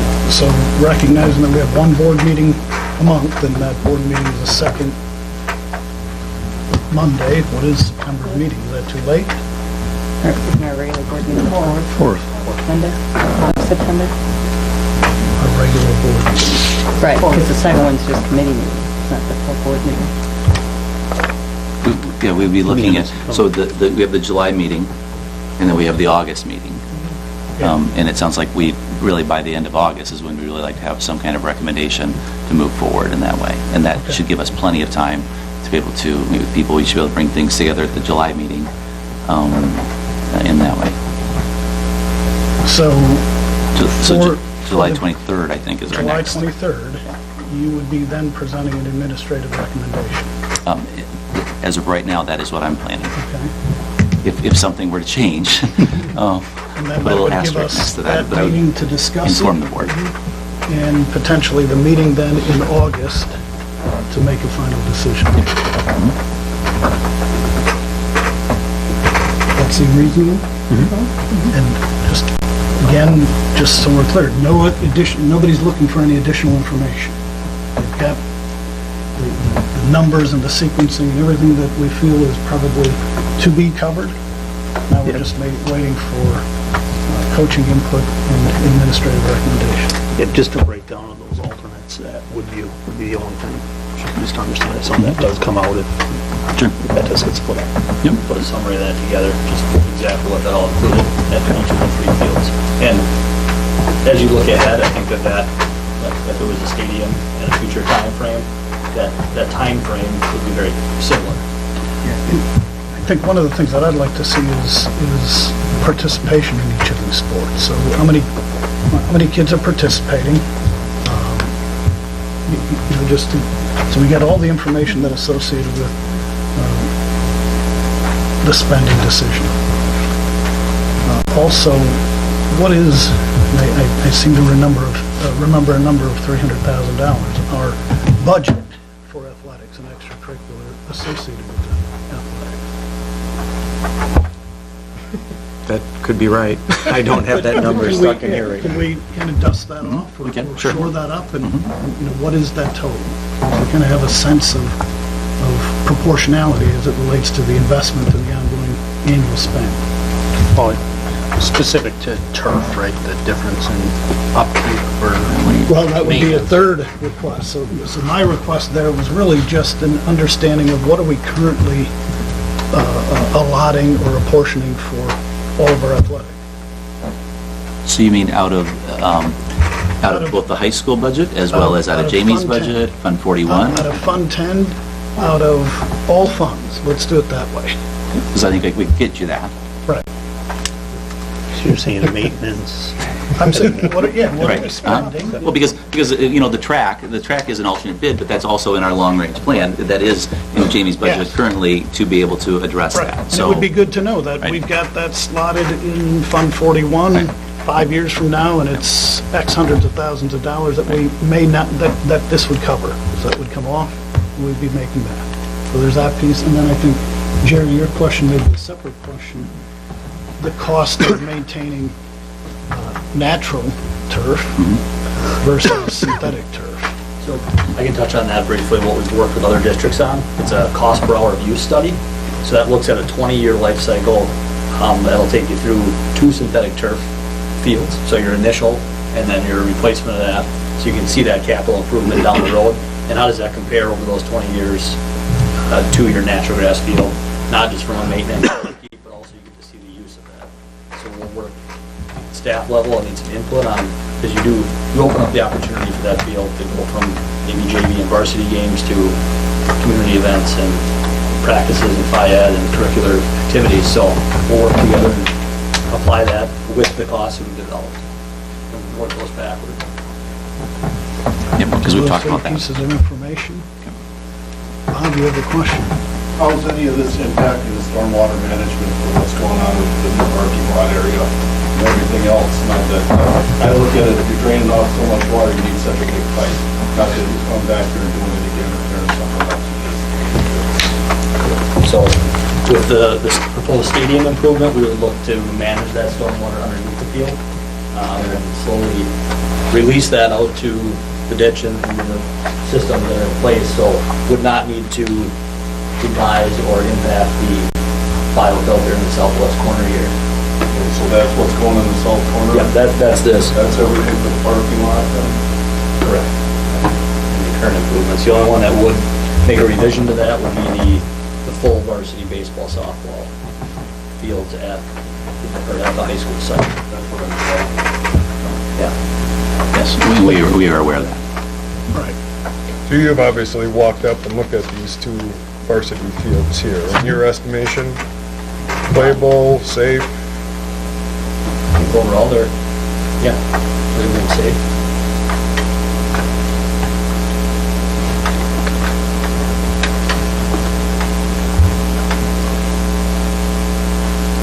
Just to be clear, in the master plan that has both varsity softball and baseball, that stormwater retention is gray hatched on the drawing. Does it stay there? On this concept. On that concept? Yes, it stays here. We just revise the shape of it to be longer and narrower than right now. In the other plan, it's a bit more square. And still sufficient to meet the needs of the runoff relative to all the impervious surfaces around? Correct. Okay. Yeah, I guess on the current facilities, if we talked about, maybe that softball field grading would be one that could be looked at. That's one of those options. So, and the thing of concern for us, as we looked at it administratively, if you can advance, give me an overview of the whole high school, please, right there. If on the left of the football field is baseball and softball, then on the right is where football and soccer are going to practice. That's all that's left. Because you're going to have outfield fences for softball and baseball. And so on the right, on that one soccer field, that's a practice field, and on that half a soccer field that's shown there, you're going to have football and soccer playing at the same time, because that's our green space. Unless, what our board member had asked earlier, down below, that green space becomes available for a team to practice, with locker rooms being over on that way, and then them coming all the way down to that. Or if long-term the turf is on the football field, it could be used practice-wise? Could, but there's no more green space for anyone to go, so if you better, then you're going to be scheduling, everyone's going to want to use that turf, and there's not going to be green space for other people to be able to utilize in that way, potentially. How big is that space going to be where GES is? We can get that information for you. Like, is it big enough for a soccer field or a football field? Or? I don't think it's big enough for a regulation field. Yeah. I don't think it was big enough for regulation, but it was, I think we were thinking smaller practice field, a youth thing similar to that when he whips that up, yeah. Like, that's great for youth. If you're hosting a youth tournament, it would be great for that. We can get that information for you. Okay, and then just one last question. So the initial investment's 1.3 for the turf. In just your estimation, from your experience, if 20 years comes, what percentage of that 1.3 is for to replace the turf? So, I mean, how much of a benefit do you have by already having it there and you're just basically switching out the surface? The turf itself of the 1.3 is probably about 400,000 of that, and that's what I would recommend budgeting down the road for replacement. Would be $400,000 in 20 years. So we look at it over 20 years. Okay. Turf, just a quick overview, turf has an 8-year warranty on it. We've been seeing those last between 10 and 15 years. So at a high school level, the use that I anticipate you would have, probably budgeting between 12 and 15 years for replacing that surface. That's $400,000. So one replacement over that 20-year piece.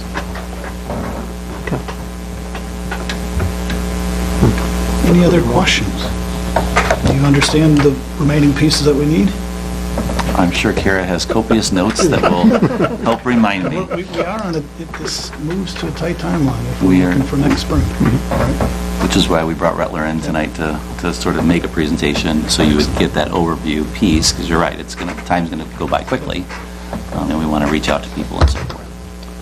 I guess I did have, it just occurred to me because I added up the numbers, with the $235,000 of other Woodview adjustments, that takes that to $1,035,000. The remaining budget is 800, or the remaining allocated funds that we had talked about from fund balance is 1.2 million. So we committed 400 plus to soccer. We have 800, so that's, so the alternates, that's why they're alternates, so that if in that pricing and the bidding that we go out, there was room in that budget to be able to add alternates, but some of those alternates we don't have currently, and could be things that we could add later on in a long-range plan that could go with that, but aren't required in that way.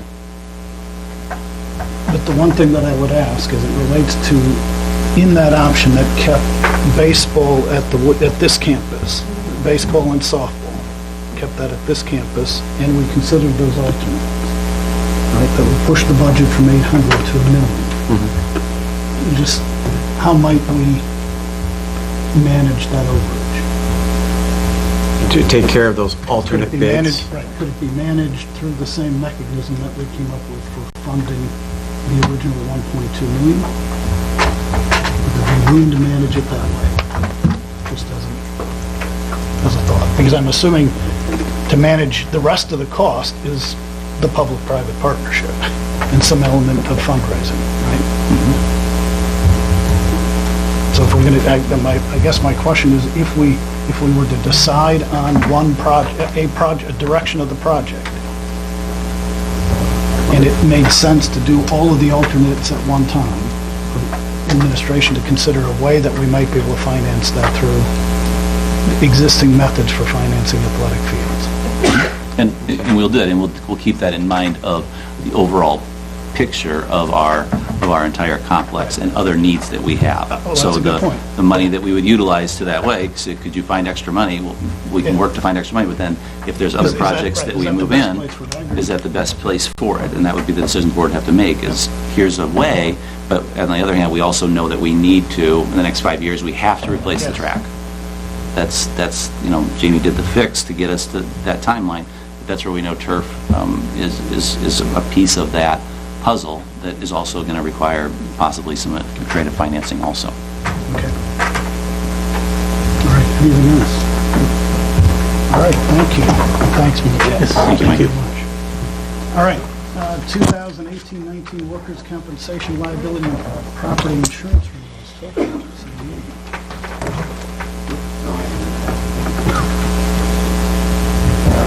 All right, so I included information on your packet on on these insurance renewals.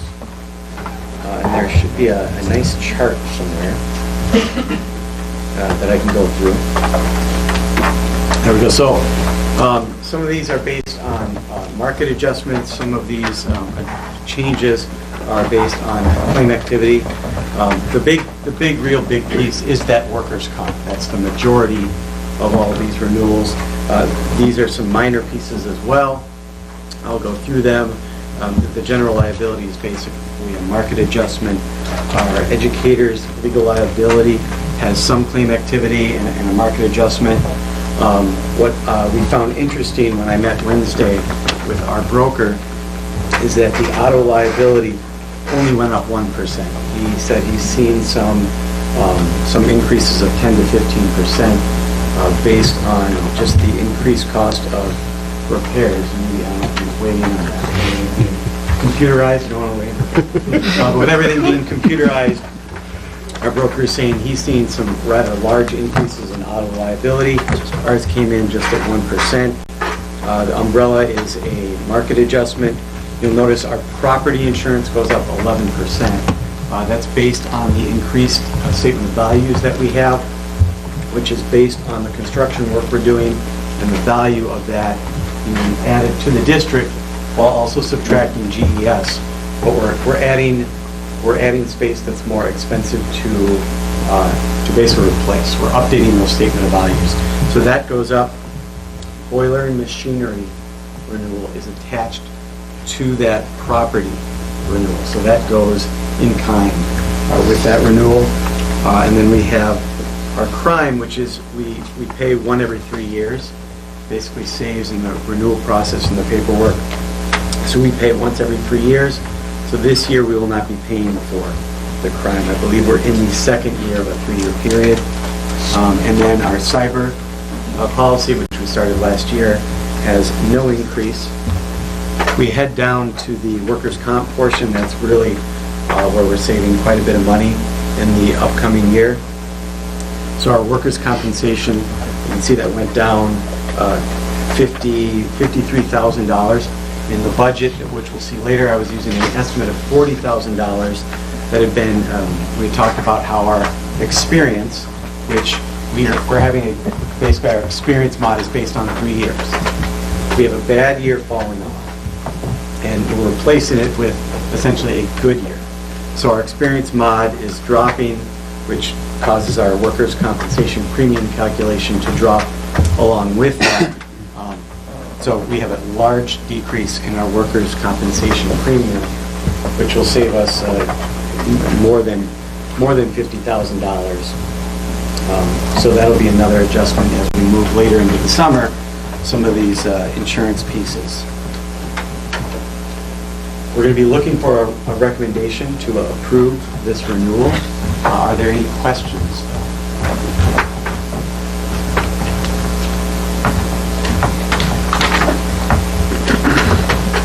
I have several. Okay. Who writes the workers' comp? That's United Heartland. They're our carrier. And are we doing anything internally to drive the mob rate down, or do we have a safety committee? Do we have? We do have a safety committee. Many of the administrators in here will probably remember meeting with United Heartland to go over procedures for being safe and avoiding injuries. We've also, over the past year, worked on being better at reporting injuries and making sure we give employees the opportunity to return to work with modified work situations based on physician's approval for that, of course. And going through that, those are improvements that we've made to try and improve our opportunities to avoid injuries, get people back to work. Bad things can happen regardless of all that work, but it would appear to be working in our favor. I ask it because if we're not really doing anything intentional and it's organic, the mod rate is coming down organically. If we applied a little bit of effort intentionally to get that mod rate below 100 or below 1, would drive even more savings, I would suspect. Well, this isn't a manufacturing setting, I get that, but it still is important that we're doing all that we can to minimize workplace injuries. And next year we'll have another difficult year falling off, so we'll see what kind of year we have to replace that. Who writes the property and casualty? Or that would be the property, I guess. Everything else goes through Wright, whether it's Wright Specialty or Wright Insurance. Okay, and is it full replacement or coverage? That is what it's based on. I get that, we added, the referendum is 40 million, but if you take out fees and site, the replacement value estimated for GES was somewhere between 12 and 14. There's still $10 million of new value being added. Yeah, we eliminated GES, and then we had Hoffman calculate the costs of all the new construction areas, including the maintenance building, the additions to the high school, and we provided that to Gallagher, who's our broker, to get that quote. That's great. That's outstanding for $4,000 additional cost. That's great. Good.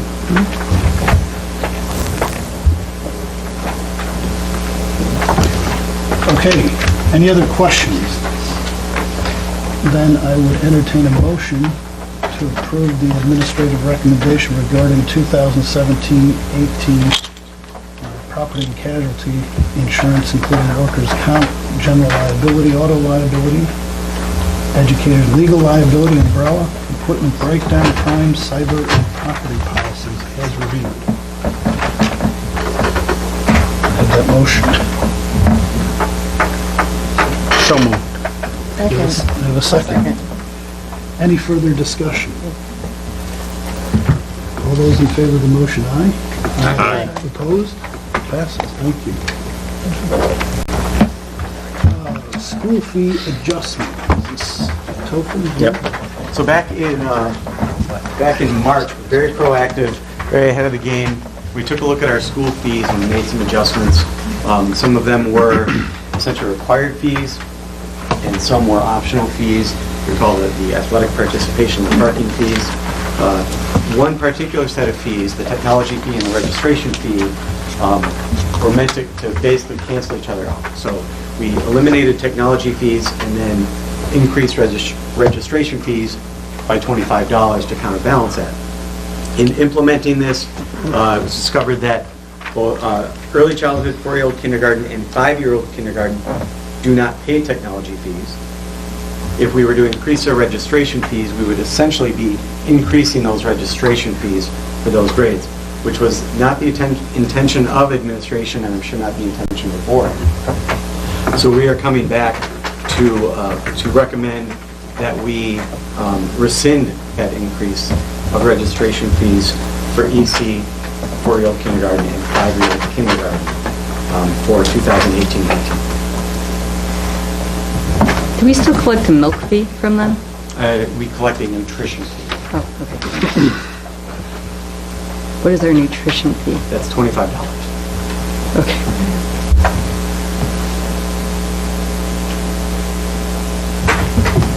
So any further questions on adjusting these fees as proposed? Seems reasonable that we would not increase those fees unintended as it was originally presented. So I'd entertain a motion to adjust the fees as presented. So moved. Second. Need a motion and a second. Any further discussion? All those in favor of the motion, aye. Aye. Opposed? Passes. Thank you, Topher. And having a kindergartner this year, I appreciate that. It was an unintentional increase in fees. And that's why we brought it to you, though. It was like, well, we approved it, and it was just an oversight on our part, and so we appreciate you Okay, rectifying that. 2018-19 preliminary budget approval. Be me again. Hang in there. Keep going. Don't hurt yourself. All right. So back in January, we had a projected budget that was presented to the board. We then, in May, took a look at the Finance Committee level. We took a look at our preliminary budget for 2018-19. And then in the May full board meeting, we also took another look at this. And during that whole time, we've had adjustments to the budget, updates to the budget. And then finally, we're here today to approve the preliminary budget for 2018-19. And I'll start again, like I did with the May meeting, looking at that projected revenue for the district and recognizing that what we had this year with no exemptions falling off. When we did have a reduction in our 3-year membership average of 10 students, that meant our initial calculation was about $105,000 less than last year's calculation. Now the hold the harmless gives that back. So that is then returned and added into that revenue limit calculation. And in addition, there's a declining enrollment exemption, which then gets added on top of that. So that declining enrollment of 10 students did actually lead to an increase of about $105,000 in our revenue limit calculation. However, moving forward to 18-19, those two exemptions fall off.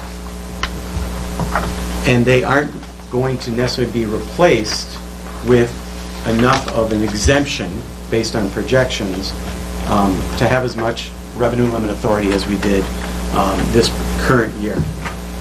So we're projecting for 18-19 a drop of a 3-year average of 11 students. So that initial calculation of our revenue limit is going to be about $115,000 less than last year. Now these two pieces fall off. This $115,000, that hold harmless, will bring us back to that initial calculation last year. This orange piece, the $115,000, that is the declining enrollment exemption. That is essentially attempting to replace both of last year's exemptions, which of course it falls short. That's about $210,000. That's $115,000. That leaves us about $95,000 short. Now, going into next year, looking at projections, we would again have these two exemptions falling off, and with a projected drop of 3 students in our 3-year average, we would get a hold harmless that would bring us back to that initial calculation, and then we would only have about $31,000 to replace the $230,000 exemptions from the prior year. So I wanted to bring that forward like I did in May, because that does, it's important to consider that when we're looking at this next year's budget, to make sure we have areas where we could reduce the budget without cutting programs and without cutting people. Because it is certainly feasible that there would be no change in that 3-year average going into 2019-2020, and we'd actually we'd lose the $230,000 of exemptions and then not have that additional money coming back in, or any. So, if you look on the front page, if you will, I even, it shows that decrease, that first line, that decrease of almost $243,000. Now I'm talking about $95,000, which is a drop there. But that's essentially our Fund 10 levy authority. We are also taking away from that Fund 10 levy authority by adding $30,000 into Fund 41. But that is being replaced with additional revenue from the athletic fee participation and the parking fee. So that essentially is a wash. And then we're also levying an additional about $118,000 into Fund 41. That, of course, is offset with a drop in those expenditures in our utilities. Essentially, with all those washing, what we're really losing is about $95,000. But I list that $243,000 in our Fund 10 revenue limit authority that decreases. But again, I list a number of items that counterbalance that. I'll also point out the $406,000 roughly that we're expecting in additional revenue in that per pupil aid. That also helps for next year. That's a known factor. Going forward, we're not sure what's going to happen. That'll be part of next year's budget process. So if we take a look at our overview or summary of the budget, you can see changes in our salaries and benefits. Now salaries, a good portion of this, as I have listed in the memo, would be savings, personnel savings, due to the referendum, having less staff for next year. Those do include the salary increases that I listed in there for teacher salary increases between 2.25 and 2.4%, as well as other staff members having salary increases of roughly 2%. And then we have insurance renewals. Right now, we don't know what our insurance renewal is, so we're estimating 10% for health, 5% for dental. Included in this budget are almost $220,000 in non-recurring costs. So that's something that could be cut in the following year budget, again, without impacting personnel, without impacting programming. Things that would be included in there, if you were to look on your object budget, there's a number of forms that you have included in handouts, that object 327, construction services, that's money that could be spent to upgrade existing classrooms that weren't necessarily touched by the referendum, for new carpeting, ceiling tiles, and casework, so that as we move forward, we're creating spaces in our buildings that match the newly built construction spaces. Those are things we would have loved to have done, but we didn't put everything in the referendum. In addition, there are also in the 551 object budget, we have, as we've discussed before, those are items that we could use for flexible furniture, for our LMCs, for classrooms, for collaborative spaces. So that's included in this budget. In addition, we have those utility budget adjustments to help make up for that additional Fund 38 levy, as well as a reduction in retiree benefit costs that we've had ongoing as we've eliminated new retirees from having health care benefits. Looking for a recommendation to approve this moving forward to use as our preliminary budget for 2018-19. Are there any questions about any of the information provided in your packet or presented tonight?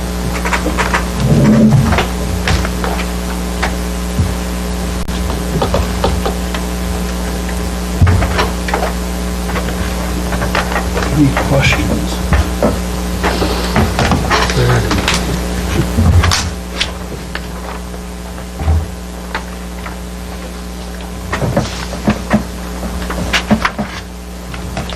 It's a balanced budget. It's good, right?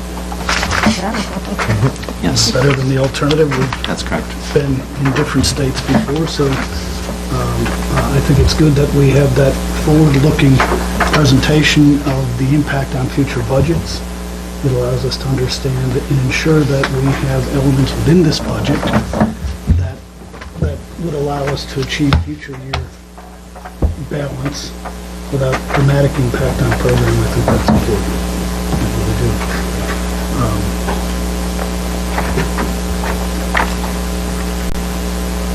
It's early, but we're approaching year end. Any comments on the forecast for the balance of this year? I feel like, based on some of the projections and some of the areas of the budget, that we would see a similar addition to fund balance as we've seen in past years. So that 300, right around that $300,000 range. I think that's important to understand as well as we look to continue to fund our plan towards Fund 41 and our capital expenditure plan.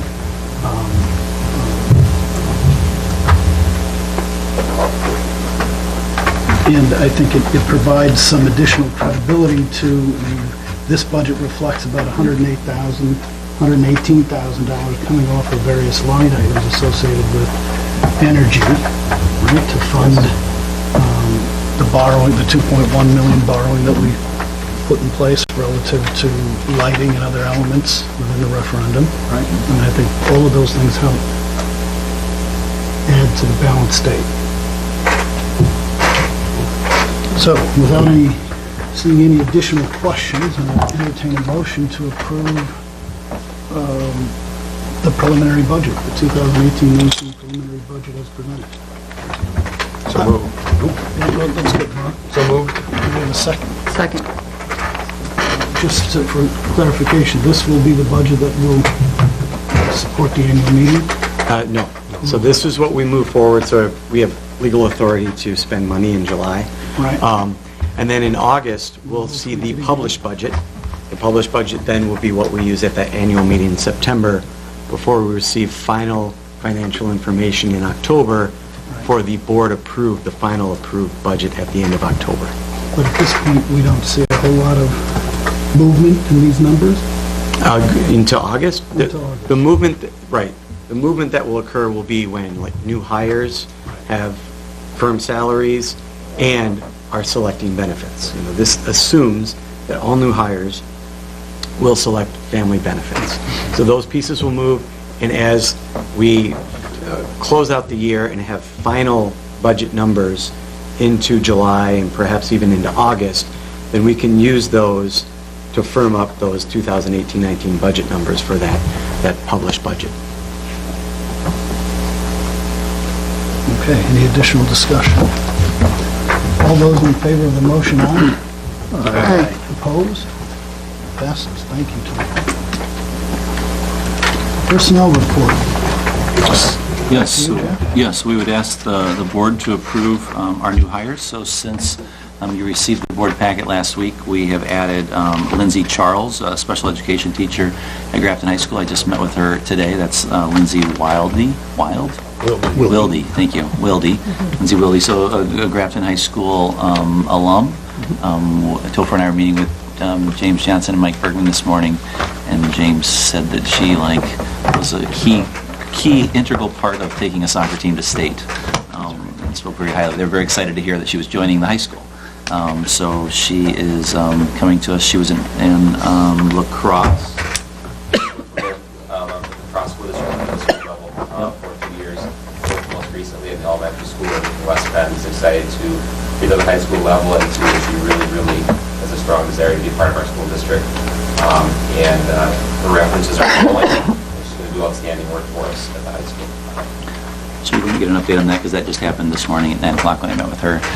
So she has. So we're excited to have her join us, as well as Amanda Cushney, as physical education teacher at Grafton High School, and Don Pilney, our district occupational therapist. We do have resignations. Nicole Granke, a 4K teacher at Kennedy Elementary School, and Michael Prudish, science teacher at Grafton High School. So we thank both of them for their years of service and wish them well. And they did a great job for us, and we wish them well as they leave us. And then we have some resignations for informational purposes.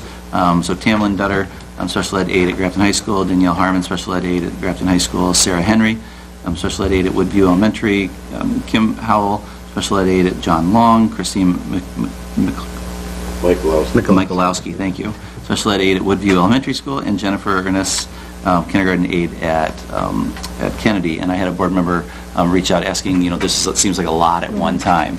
We asked the aides to give us a letter of intent. Are you coming back by May 15th? So we asked them, are you returning? Are you not returning?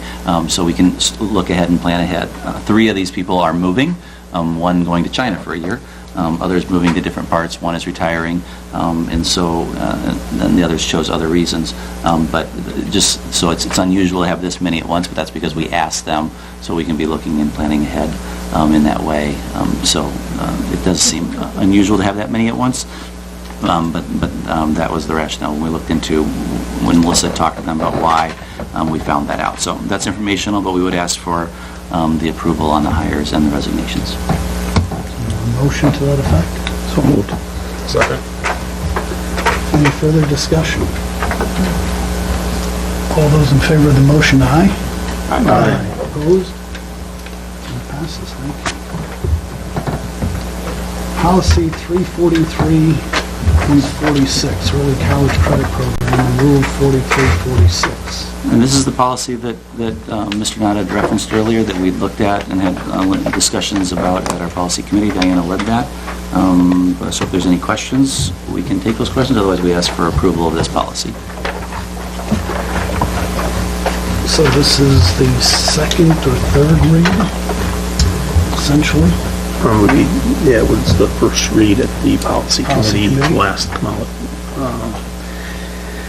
Approved at the policy committee to have this brought to the full board tonight. So are there any questions, comments, thoughts?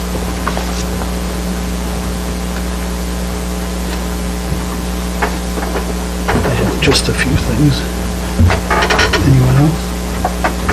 So in the policy, the 4th line down, while attending the district, should that say while attending classes or while attending school? I'm sorry, the policy itself, the 4th line down? On 343.46 on the front, okay? So it says, while attending in the district, while attending school, while attending classes, well, it just seems incomplete.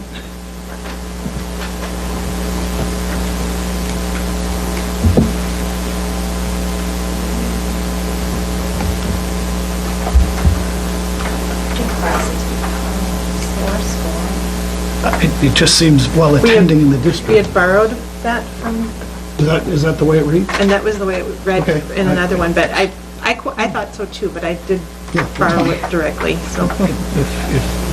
We could certainly put it If the in. board is comfortable with that.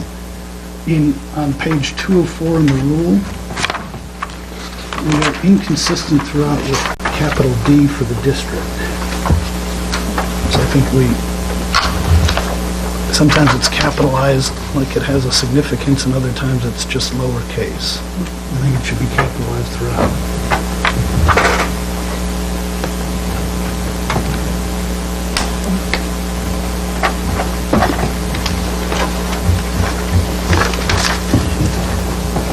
And then last, but maybe most contentious, is on page 3 or 4 in the rule.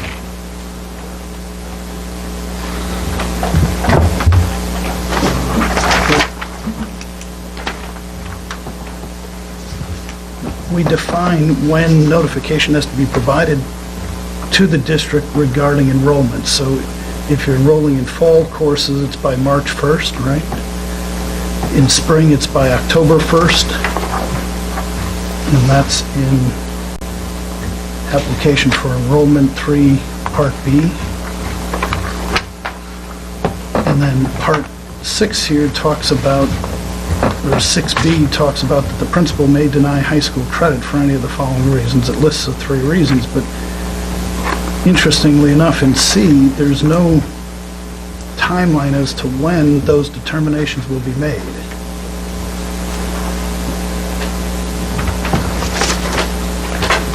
Other than the student may appeal the district's decision to the state superintendent with 30 days after the decision. I'm assuming that's statute. The statute actually calls for approval from the principal before the semester course begins.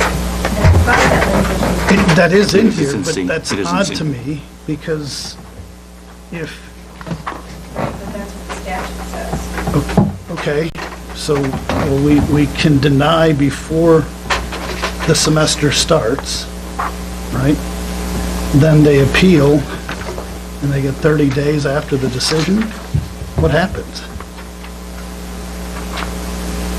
I mean, so the semester has started now, right? If we follow this and we deny it up to at the start of the semester, and now they appeal, if the state superintendent says, no, you improperly denied this, you're 30 days into the course. I mean, but if that's what the statute is, I'm okay with that. It just... It would make more sense that it would happen earlier so that the... Yeah. We did actually talk about that this last week with Greg. Greg and Scott and Ted, and we were talking about that that's a very last deadline, that we would work to move it much earlier. So as soon as the applications come in, reviewing them in a timely manner, approving them in a timely manner, I don't foresee that being an issue. We just stay with the information as read in the statute. Actually, one of the hard things for students is going to be colleges may not even have their times, their dates and their courses out in the fall by March 1st. So we're going to have to be flexible with kids here as well, in my opinion, just based on needs that might come forward from them. But my intent would never be to wait before the day for a course and say, we're not approving. That'll be to turn around those applications in a timely manner and let them know if they're approved or not. So, okay. So the language as drafted provides the district with the most flexibility. It does. Yeah. Perhaps maybe not the best timing for the student, but you would commit to doing it as soon as practical and possible. But it'd be from March 1st to middle of September? Like, I mean, technically. Right? I mean, but I'm saying, like, but that's a huge window of time that if someone's applying, they would be asking, have you approved that yet? Yeah. So I think, But I think if that's what the statute affords, we ought to take that full amount of time and then do our best to improve on that. That would be my opinion anyhow. Right.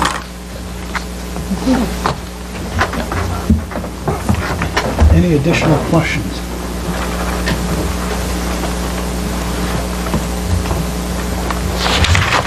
I can live with the language other than, dramatically, is the D, should the D be capitalized or not? yeah, we'll change that. Okay. Seeing no additional questions, I have a motion to approve the adoption of this policy and its rule. I'll make a motion to approve policy 343.46 and its rule. Any further discussion? Seeing none, hearing none, all those in favor of the motion, aye? Aye. Opposed? Passes. Thank you. All right, WIAA membership. And so every year, we need to have the board approve the high school's participation in the WIAA. So there's a senior high membership renewal form that we have to fill out. There are no dues attached to that. There used to be dues that went with being a part of the WIAA, but they have suspended those dues. And so there are no dues that go with that, but we do need a motion from the board to be able to approve our membership in the WIAA. Motion to that effect? So moved. Second. Any discussion? Seeing none, all those in favor of the motion, aye? Aye. Opposed? Passes. All right, Southeastern Wisconsin School Alliance membership. And this is also something that is a yearly basis, that we are currently members of the Southeastern Wisconsin Schools Alliance. There is a annual fee that goes with this of $3,200. And they have laid out, there's an attorney that they select that advocates on a district's behalf, as well as they have shown their expenses and their revenues and their use of reserves to meet their balanced budget for the 18-19 school year. So we bring this forward for the board for annual approval, and that's what we're looking for tonight. Question. It's the same fee, I recall, from previous years. You see the districts that are participating in your handout. Why are some of them half the cost? Is it when they opted in, or is it always Elmbrook 1600? There was another one that Those are the ones who are providing staff resources, I think, like they have someone who is On the board. So they're providing, it would be as if Jeff said, okay, I'm going to be you get a discount if you're willing to provide staff, because you're already having to pay the staff.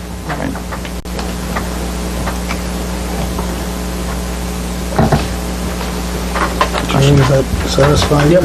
The question is, that I have is, as it relates to the Hanover research, I mean, they outline the measurable outcomes for the year, that this group. So we have access to that Hanover research and prioritizing social emotional learning in schools and their work that led to increased funding for mental health by $6.25 million in the 2017-19 budget. Is there a way that we can get or include in, I think it's a scheduled update on our own work within the district regarding that area, how that research may have or could be used to influence the work that we do in our district?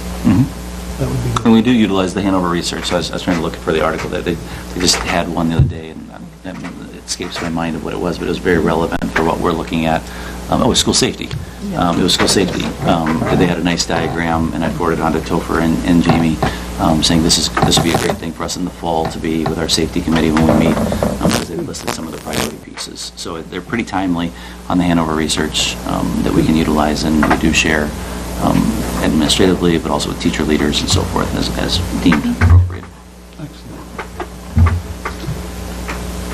Any additional questions? Do we have a motion to approve our participation, continued participation in the Southeastern Wisconsin School Alliance?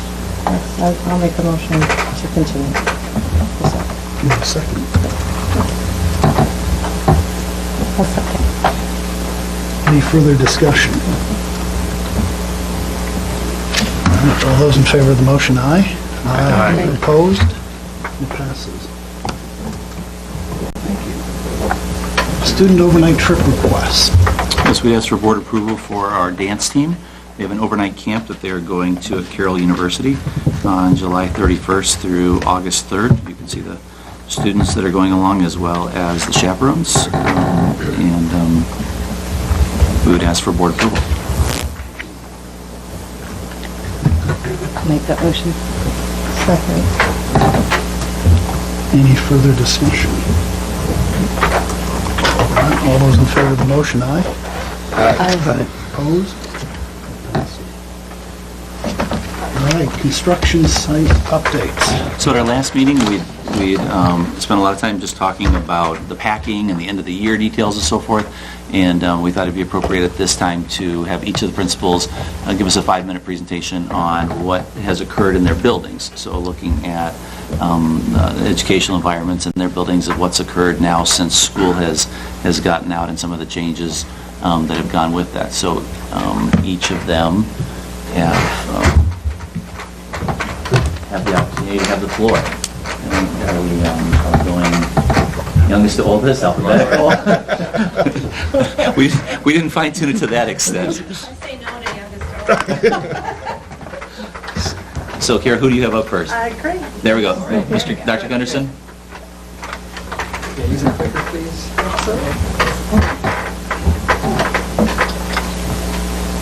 Let's stand over here.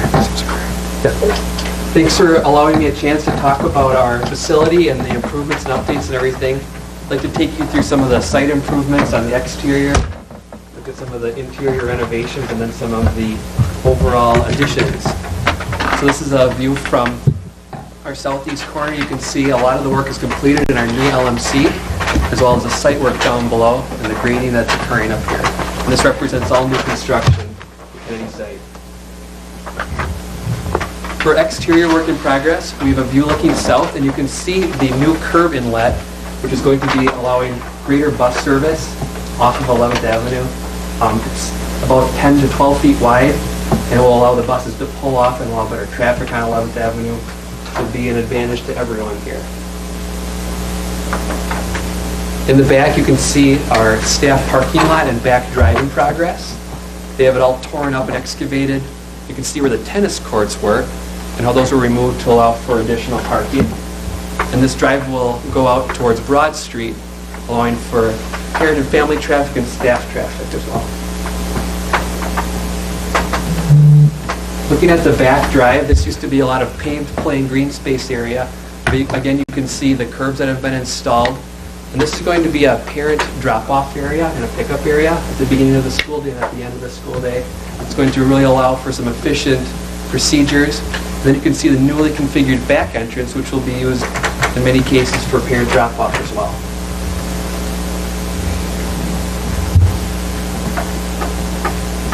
For the exterior work, you can see our masonry and brickwork almost completed on the gymnasium area. And then you can also see an entrance off of the corner of the building to allow for access to the gymnasium. And so when we think about our communities using the gym and our facilities, you can envision them having access, perhaps with a fob, to access the building here, restroom areas, and it's going to be a very nice opportunity for our community and for our school as well. This area is going to be kind of interesting. This is a playground area, and it's going to be mostly wood chips and perhaps some grass too. But it's going to be kind of a neat nook and a play area for our kids to utilize during the day too. For some of our renovations in our interior, this is a view of the main entrance. It's plywood. They have some work to do on that. It's not done yet. It's not finished. Yeah, you can see some of the demo work that has occurred in this, with the main office area. We have the carpet removed. We're going to be keeping a lot of the existing countertop areas and receiving and reception areas and everything. But we're looking forward to the reconfiguration within our main entrance and our office area. It's going to allow for greater safety and allow for traffic to be routed in a certain way so that we can really keep tabs out of visitors to our building and allow for great traffic during the school day as well for kids. You can see some interior renovations with our cafeteria, and the kitchen and the serving area. This area represents an addition where we increase the size of the kitchen with some block work. It's going to make serving and preparing the meals a lot better. You literally had to duck your head and you had about 3 feet of clearance. It was like working in the back of a ship. I guess you're at the bottom of a ship hull trying to maneuver around with the kitchen. This is going to give our cafeteria staff a lot of room and allow for some great service of cafeteria food and lunches for the kids as well. Really excited to see how this is going to look.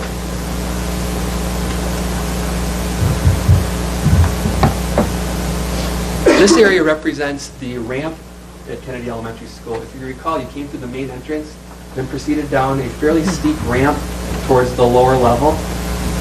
This is interesting because they used a series of different concrete additions to lessen the grade of the ramp and allow for a safer passage and travel if we think about accessibility for all people. This is going to work out very nicely, I believe, and it's going to allow for safer passage throughout our building. It's quite a creative solution that they worked with the confined space.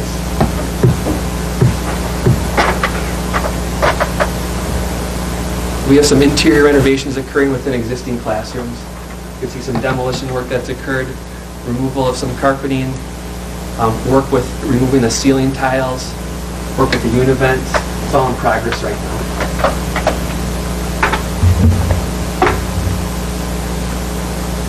And when we think about new construction, this is a new entrance off of 11th Avenue. It's going to access an area near our LMC, the library, as well as 7 office spaces for our professionals and specialists, and some student lockers as well. But we do envision using this entrance throughout the day as well, thinking about our traffic patterns and moving kids into the building and out of the building as well.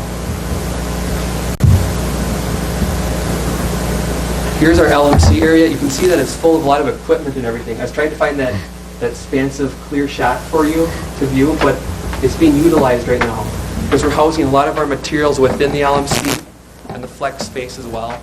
And they have a lot of materials that are laid out and are ready for installation. They're approaching that point. We're not quite there yet, but this is going to be an awesome open area for the kids and staff members to utilize during the day.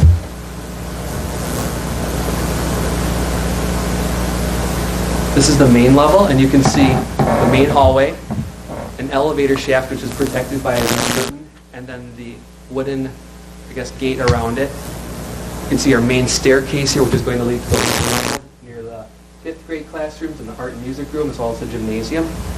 And then you can see that the bathrooms are also nearing a level of completion with some completed flooring, some fixtures installed, drywall. This is a view of one of our new classrooms. I believe it's one of our 4th grade classrooms on the top level. See that there's a layer of paint, nice bold colors, beautiful windows. It represents great natural lighting for our kids. Then you can see one of our flex spaces, our collaboration spaces as well. They are often occurring between 2 classrooms or individually, and it allows for some small group instruction, group work, and different instructional opportunities. So we're excited about these spaces as well. We're preparing for some cabinetry and those finishing touches to occur in the coming weeks. These are beautiful classroom spaces. Down below, we have a brand new art room and a new music room. And you can see the art room has a lot of windows and natural lighting. It also has ample storage for art supplies and a kiln room.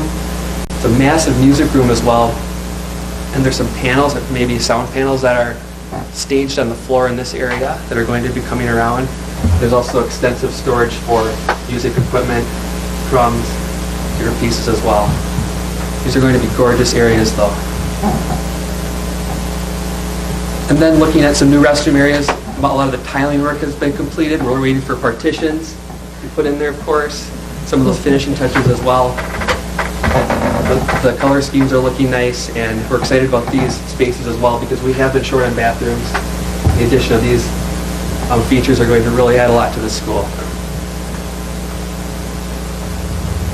I'd like to close with this picture, the picture of our gymnasium. I didn't add a lot of words because the pictures really speak for themselves. It's a gorgeous space. The floor is beautiful. There's a lot of lines painted on it right now. They have at least one top coat on for finishing it. There's also, not pictured in here, a FIAD office as well as an equipment area too. For some athletic equipment or other things if we were going to do assemblies, some of those pieces as well. But I intentionally left this one pretty free of words because pictures with 1,000 words. So that's an overall tour of Kennedy Elementary School with the exterior, some of the improvements of the interior, and then the new construction as well. We're excited to see what happens over the next weeks and see how the project comes together. Any questions relative to Kennedy? Thanks, Craig. Thank you. Thank you. Thank you, Craig.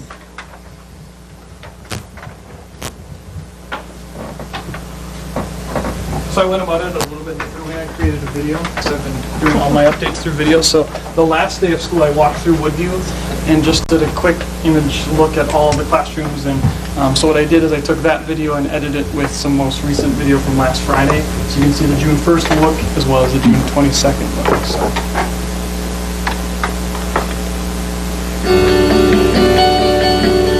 Great music too. So I start in the main office at Woodview. You can kind of just see that there's still the old walls, and I did speed this up. I don't run through the halls. Last Friday, you see the entire office. The wall has been demolished. As you walk through the old main entrance. Thank you. There we go. Can you turn that down? There we go. Thank you. As you walk through the main entrance and towards the library, you can kind of still see on June 1st the wood paneling was up, and now as of last Friday they removed all the wood paneling around the library and have begun to put up the main walls. Sheetrock will go up this week. You can see along the south side of this that some of these partitions are here to set up lockers in that space. The classrooms to your right would be our third grade classrooms that aren't really being touched a lot, but will have some access to those new spaces directly across from the library. You can see the old doors to that hallway have now been completely bricked up and have been closed off. So there's the June 1st look of that. You can see the beautiful wood paneling that is now gone. And you can see this door, which was entry to a third grade classroom, has now been bricked up. So all of our new, all those classrooms on the previous exterior wall will access the new main corridor. This is where our half walls were for our special education area, and again, that wood paneling has been removed, and you can see the studs are up to be putting the main walls up this week. You can see again the wood paneling from June 1st.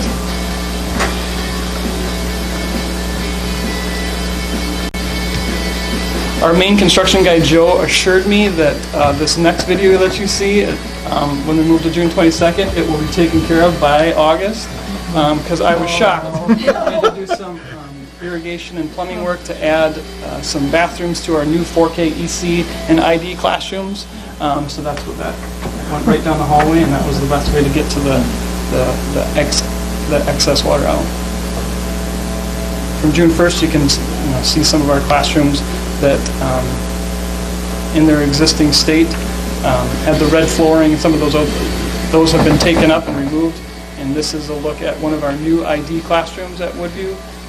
Previously, Sarah Brightlow's 4K classroom is where they'll be installing a sink and a bathroom for the ID classroom, and you can see that's last Friday was heavily under construction. As we walk into the Commons, I wanted to get a quick look at the new music space. As you recall, the music space did have a pit down there, and they filled that in and actually just laid concrete to make that a level space with the current music room. That will be our teacher workroom as well as our book room at Woodview. And then just a couple other images that weren't a part of the original video is our serving area where the covered wagon has been completely removed to access that kitchen space a little bit better. The new East Edition, where our 4th and 5th grade classrooms are going, I slowed this down because this has been closed up. You can see this was previously an exterior wall. They put up the studs to create some new wall space, as well as where the lockers will go. You can take a look at where the new doors will go to those classrooms to be able to enter this new main corridor. Joe, our construction guy, had said they'll be putting the clouds and the ceilings in this week. You can see some of the lockers that have been sent over from Grafton Elementary School. They haven't been painted yet, but they'll be painted. And then this is a look at one of the new classrooms. Craig alluded to the fact that some of our classrooms have those breakout rooms. They also have the slidable door. Doesn't have the glass in yet, but it was so easy to slide the doors, which will allow our classrooms to intermingle and work together. And then the new West Edition, just like Craig ended his presentation with, certainly our gym is very similar to kind of using. We're very excited about that. And these would be the new cubbies that would be going into our new kindergarten classrooms, that their cubbies will be in the rooms. So, Joe, our construction guy, also wanted us to highlight the amount of work that's being done on the exterior. If you're dropping off at summer school, you know that access to our John Long parking lot is not there, but they are doing a ton of work. And Woodview and John Long, that exterior site work is extensive, and they've been moving a lot of dirt and busy the last couple days. And to highlight the new tennis courts that Kevin and I continue to fight over who really owns it, is it Trinity, or is it Woodview's, or is it John Long? So, questions about Woodview?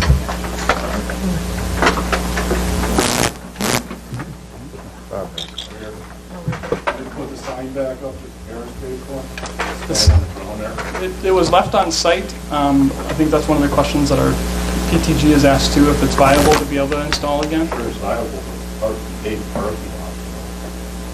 Kind of just a step. Something we can check in with Joe, our construction guy. Other questions? All right, okay.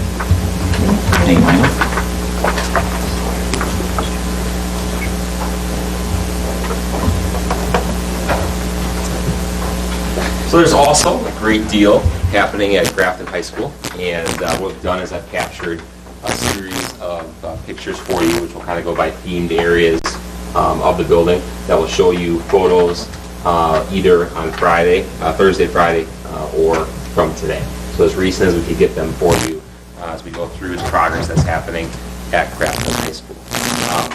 Every area of the building is being touched by construction, and certainly it's a construction zone. At this time, lots of people on site every day. We start with our Commons entrance. This will be one of our main student entrances. This will be our main athletic entrance. What you can see is that the windows and the glass are in. The clouds are being put up as far as the ceiling features are concerned. They're making some really nice progress with this. They're getting ready to open this up to the current cafeteria area. Kitchen, highlighting our serving area here. They do have lighting that they've put in and installed, and they're also hanging the ceiling there as well. So they're making some good finished progress as far as the kitchen is concerned. All the glass has been done wrapping around the kitchen area as well to create that open visual for our students in the serving area. And then sticking within that same general vicinity of our building, we have our concessions area. So you can kind of see how that is right outside of our competition gym. The concessions area will be moved right there, so you kind of see that taking place over the course of the last couple of weeks. And that kind of concludes that area of our building. Moving into the gymnasium, I did not save this for last. So I put this in the middle of the presentation. It would have been great if we had coordinated on that. But it's beautiful. It's the finished coats are all done at the high school and the gymnasium, so they did a great job with that. They've got some finishes as far as wall panels to put on and things of that nature, but it turned out excellent. Gymnasium restrooms, so you'll see kind of a similar theme with our other restrooms that they're redoing in the main part of our building as well. So those came along very nicely. PE locker rooms, so you can kind of get access here. This is an example of one of the PE locker areas. You'll see kind of the painting that's been done as well for accent walls. We're waiting obviously upon the lockers to move forward in there. Shower areas are coming into shape, so that there was nothing here as of a week ago, and they've got some of the plumbing in place and ready to go as far as the shower areas are concerned. And what I wanted to highlight for you here is one of our boys' team locker rooms, and you can see that we have repurposed some of the lockers from GES and placed them into one of our team locker rooms. Right now, that's our only locker area that has any lockers at this point. And then preserving history. So Jeff had alluded to this a little bit earlier, but we wanted to capture the G from the GES Gymnasium. We'll be creating a point of interest in our new commons area on the south wall that'll be dedicated to preserving that piece of history from GES. So when you come into our main athletic entrance, you'll see that, with a little description of what that means to our district. Okay, let's talk about the arts. Moving on to the band room. So the band room, if you recall, it was a tiered setting going all the way down 3 or 4 levels that has been completely filled in. So we're on one level as far as the band room is concerned. And we have also done some work has been done. I know this is a little bit of a darker picture, but that's all the light that we have currently within this area. The practice room windows. So all of the practice rooms have windows, so there's now visibility into the practice rooms. Same thing on the other side going into the vocal music area as well. So it really started to take shape and being a beautiful area for our vocal and instrumental music programs. This is a relatively new development. Right now I'm standing in our scene shop, and I'm facing actually towards our auditorium. So what you can see is we have the garage door that closes the scene shop, but they've also taken out the piece of the auditorium which would allow us to move our sets in and out from the scene shop all the way into the auditorium. This is a tremendous improvement. Will allow for some very high quality sets that can easily be moved in and out for high quality performances. So this is really an exciting component as well. And that was the fine arts area. The 4 classroom addition, this was taken outside today. So from Highway 60 you can see this, the 4 classroom addition. You'll see that the brick is going up on the outside, and they are obviously have both of the levels complete as far as the brickwork the block work is concerned. And then if you take a closer look at this, this is upstairs, and they're in the process right now of creating a hallway to the left of those blocks, which will go to the 2 new classrooms that are upstairs. This will become its own separate classroom right here. So that's upstairs with the new addition. And this is a tough picture too, but I'm actually in the new addition upstairs in one of the classrooms, and you can see across to the other classroom upstairs as well. So they're making some good progress with that as well. Science. I have just a couple of demolition pictures for science. That's our basically 2 hallways of the upstairs are completely demoed. So if you look down a hallway and stand in one classroom, you can see all the way down throughout the hallways, and that's what this represents here as far as the demolition of our science areas are concerned. This gives you a really good picture as well. This was today as well, so you can take a look at what that looks like. And it's, June 25th. That's what that looks like. So there's a lot of work to do. Automotive areas, getting ready to install eventually our lifts in that area as well. And then the other tech ed area that I had was the metals area. What I wanted to show you here was that this was back where all of the welding booths were. All the welding booths have been torn out. You now will start to see a visual into the metals area, which has a classroom on the other side as well. So lots of work, including within our tech ed areas. And then this is kind of related to our building. This is the if you want to get a good look at the maintenance building.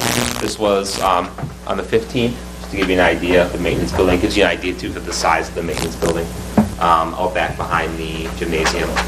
And then this was on the 22nd. There's that, you can see the siding going up on the maintenance building, and then some of the inside of it as well. So it's on our campus. I wanted to show you that in terms of what was happening there also. So lots of exciting things.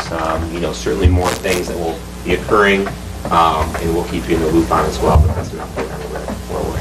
So, thank you. Any questions? I think Dr. Gunderson pointed out 50 days, is that what you counted? 50 days? There's lots to do in a short amount of time, but it was as planned and as developed in their plans, so they continue to make good progress on a daily basis. Yeah, we thought now would be a good time to show that. I've asked Rick to be recording it as well, so we can break these things out into increments, so we can also share Woodview update, Kennedy update, GHS update, so people can also see that on social media as well. Following up with that, on Saturday, we did have a water main break at the high school. Unfortunately, we had an abatement crew in there. They'd gone to lunch. They'd gone to lunch, right? Yeah, they'd taken a break. When they came back, they discovered the water. So we're fortunate that Scott has taken these pictures. We didn't have any tile in there. We didn't have anything that would be irrevocable damage in some of our furnishings that were in there. But there are areas that have sustained some damage, and so Hoffman has taken ownership of that. They're working with Jamie. They were in communication on Saturday night. It's never good on a Saturday when it's 80 degrees outside and you get a call from Jamie. And I always take that call, though. So he was on it right away, working with Hoffman, getting crew in to be able to start cleanup. They've been cleaning up, and Jimmy can update us on some of those different pieces with some of the insurance pieces and so forth that we talked about today. Like Jeff mentioned, we had a contractor on site, so we were able to mitigate the situation by the water department, right away, called the water department. We were able to isolate the water main within hours, and the restoration company was here probably 4 hours to clean up. So that really helped the situation. But, so since then, been in contact with Hoffman, and they're notified their pollution insurance, their building risk insurance also, and they've notified our civil engineer that is contracted with the site. So they were here today, and they will be also here tomorrow, assessing the situation. But more important, right now, starting tomorrow, we will have civil engineers on site. So we're going to be analyzing the structure, but also drilling and scoping out underground soil, to see the stability of that. So we will be gathering a lot of information next week. And if needed, we'd remove a slab to be able to look at that soil. So that's, we're starting off with this, bringing in crews to look at this just to make sure is there permanent damage that would affect the structure. So although not something that we ever want to have happen, now was probably the best time, in all honesty. We're in the middle of this project. We had someone on site. It wasn't a weekend, because no one's in that building right now unless you're working there. So on the weekend, it could have been empty. There's no sports teams using it. No one's using it for any activities. So it's unfortunate that it happened, but I appreciate Jamie staying on top of it, working with Hoffman, bringing in contractors. Once we use these insurance companies and figure out all the different pieces that we need to document, and we work with staff, because it's the autos area, it's the metals area, it's the stage area, fine arts area, those areas were impacted in some way, shape, or form. So making sure we document all of that, and make sure we recover everything that needs to be recovered that was damaged in that way. So that just occurred on Saturday. So he was busy on Sunday working on that, and then today, and also into tomorrow. In that way. So update the board on that also. In terms of the main that this served, we think we're certain it was the fire suppression in that part of the building? And that there's a reasonable fix? We are hoping we're working through those calculations right now. So we will eliminate that main and just connect to our new main on the north of it.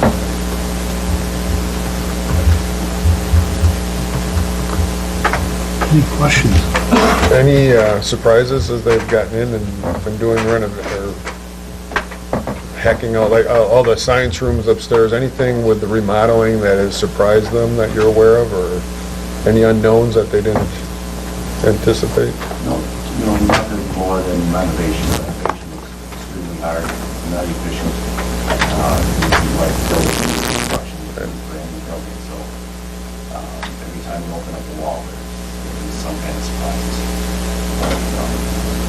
Now we have a long way to go.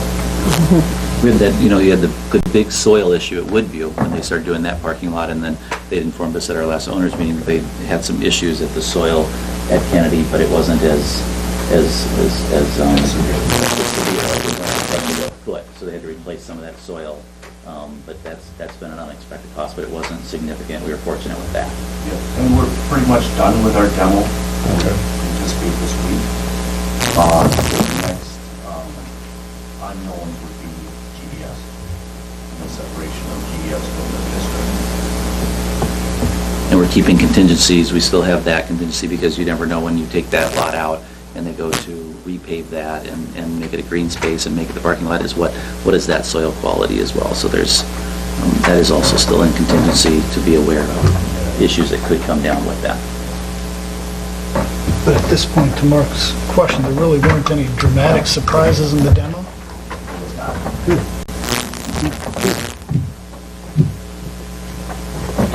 Any additional questions? Bob's got a question back there. Looks like there's a lot to do. I mean, a whole lot. Jamie's on top of it, but those details, I see that science room, that's a lot of work with the casework floor, light fixtures, that just was half fast. Been doing this for 30 years. Wes Hoffman, if they can get it done, it's going to be tight, real tight. And the amount of materials I see outside of Kennedy or whatever, there still seems to be an awful lot that has to be done there also. It's not going to be easy, to tell you that, but we never knew it was going to be easy. My only other concern is basically the scoreboard for the football field comes out of GES. That could be reconnected somehow, that you can use it in the ball. Yes. And we echo the concern about the tight timeline, and we've echoed that in all of our meetings. But now that everything is enclosed, the addition is enclosed at the high school, that was the last thing to get enclosed. They know the deadline, and they have to streamline their crews, whether they're working different shifts or whatever it may be, but we're working closely with us to hit that. That is a deadline that we've given them that is not a soft deadline. Are you going to have all the shoulders up and running by then, by September? That's about a year old. We'll have a fire. Exactly. I know what you're saying. Well, right now, I think it's fair to say that administration works on a regular basis with any pacing item at any of the locations to make sure that to the extent that things are outside of longer lead times than anticipated, that either Hoffman is making appropriate schedule changes, and we've made some. I know some of the lockers have been delayed, and we're looking at the impact on schedules associated with each of those lead time items. And we knew going in it was going to be a tight schedule.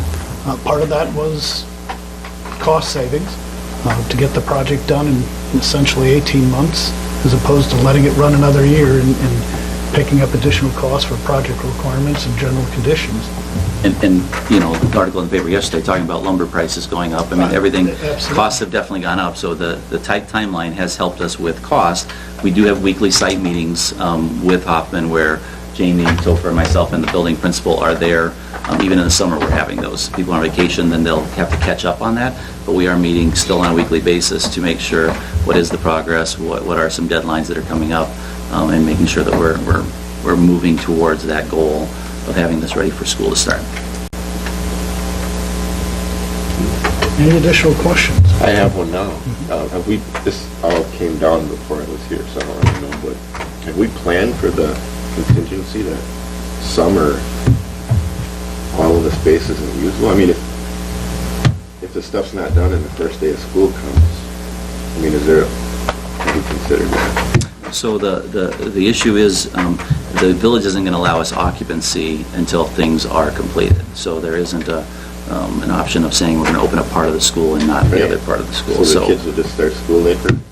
If we got to that point, that isn't an option that we're researching right now, because Hoffman is saying they're going to meet the deadline of being done. We've said the end of August, so the staff have that week to get their stuff moved in. It's going to be a unique start to the year because no one's in their room right now getting ready for next year or stopping in for a couple hours working on some project or getting their room organized and then, heading off for a week and then coming back and so forth. So as we move closer to the end of the summer, and if that is a reality, then we would obviously need to come up with a backup plan, but that is not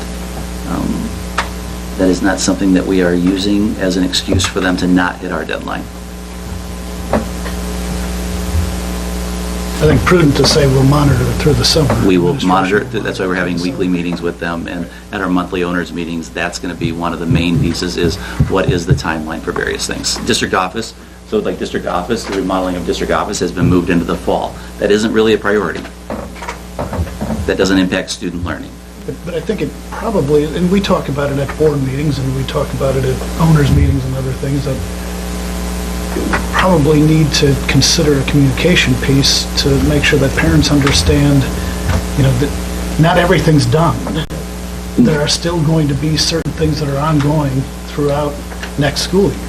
Correct. At each of the buildings. And planned that way. And planned that way. That's correct. Even if they finish all the things that they've said they'll have done, there's still going to be different pieces that were planned out that needed to occur into the fall and into the winter because they weren't of the priority that needed to get students into the building. And there'll be some punch lists that will still be occurring and projects that were delayed and will move into that area. John Long being a perfect example of a lot of the work that will be occurring here will be heading into next year, or possibly in the next summer. But it still will be done, and so we'll have a communication that goes with that will talk about all those pieces, and having those communications with staff as well. Any additional questions? What's the status of your security grant that you guys talked about last month?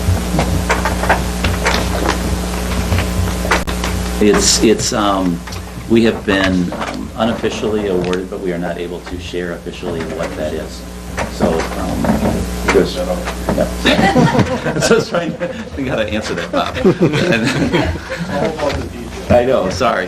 I was hoping to be able to share tonight, and then, there was supposed to be something tomorrow, and then that was canceled. So there will be information forthcoming this week about the security grant, and we have good news to share in that way, but we've been asked to hold off on that.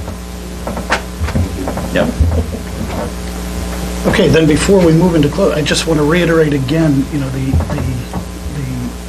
work, the remarkable work that went into the GES closing. I mean, there were just a lot of happy faces there. In fact, I heard a story of a gentleman who remembered the exact room that he was in the science, I think it was science test that he may have been taking when Kennedy was shot. He shared that story that day, that night. Some of you may have heard that. It was just absolutely remarkable that folks in the community had an opportunity to take that in. I want to thank all of the staff and all the other folks that participated in making that event possible. And then also special thanks to the Human Growth and Development team, not just those that were here tonight, but the community-based team, because it's an important element for the community. I want to make sure that those folks get recognized as well for their efforts in bringing about substantial and remarkable and well thought out and reasoned changes to our human growth and development curriculum. I think they will serve the district well for many years to come, so thank you to you and the team as well. So with that, I entertain a motion for the Board of Education to convene in closed session to consider employee compensation and to conduct public business in which competitive or bargaining reasons require a closed session. This is in accordance with Wisconsin State Statutes 1985-1, sub C and sub E. Second. John, how do you vote? Yes. Yes. Yes. Yes. And yes. Thank you.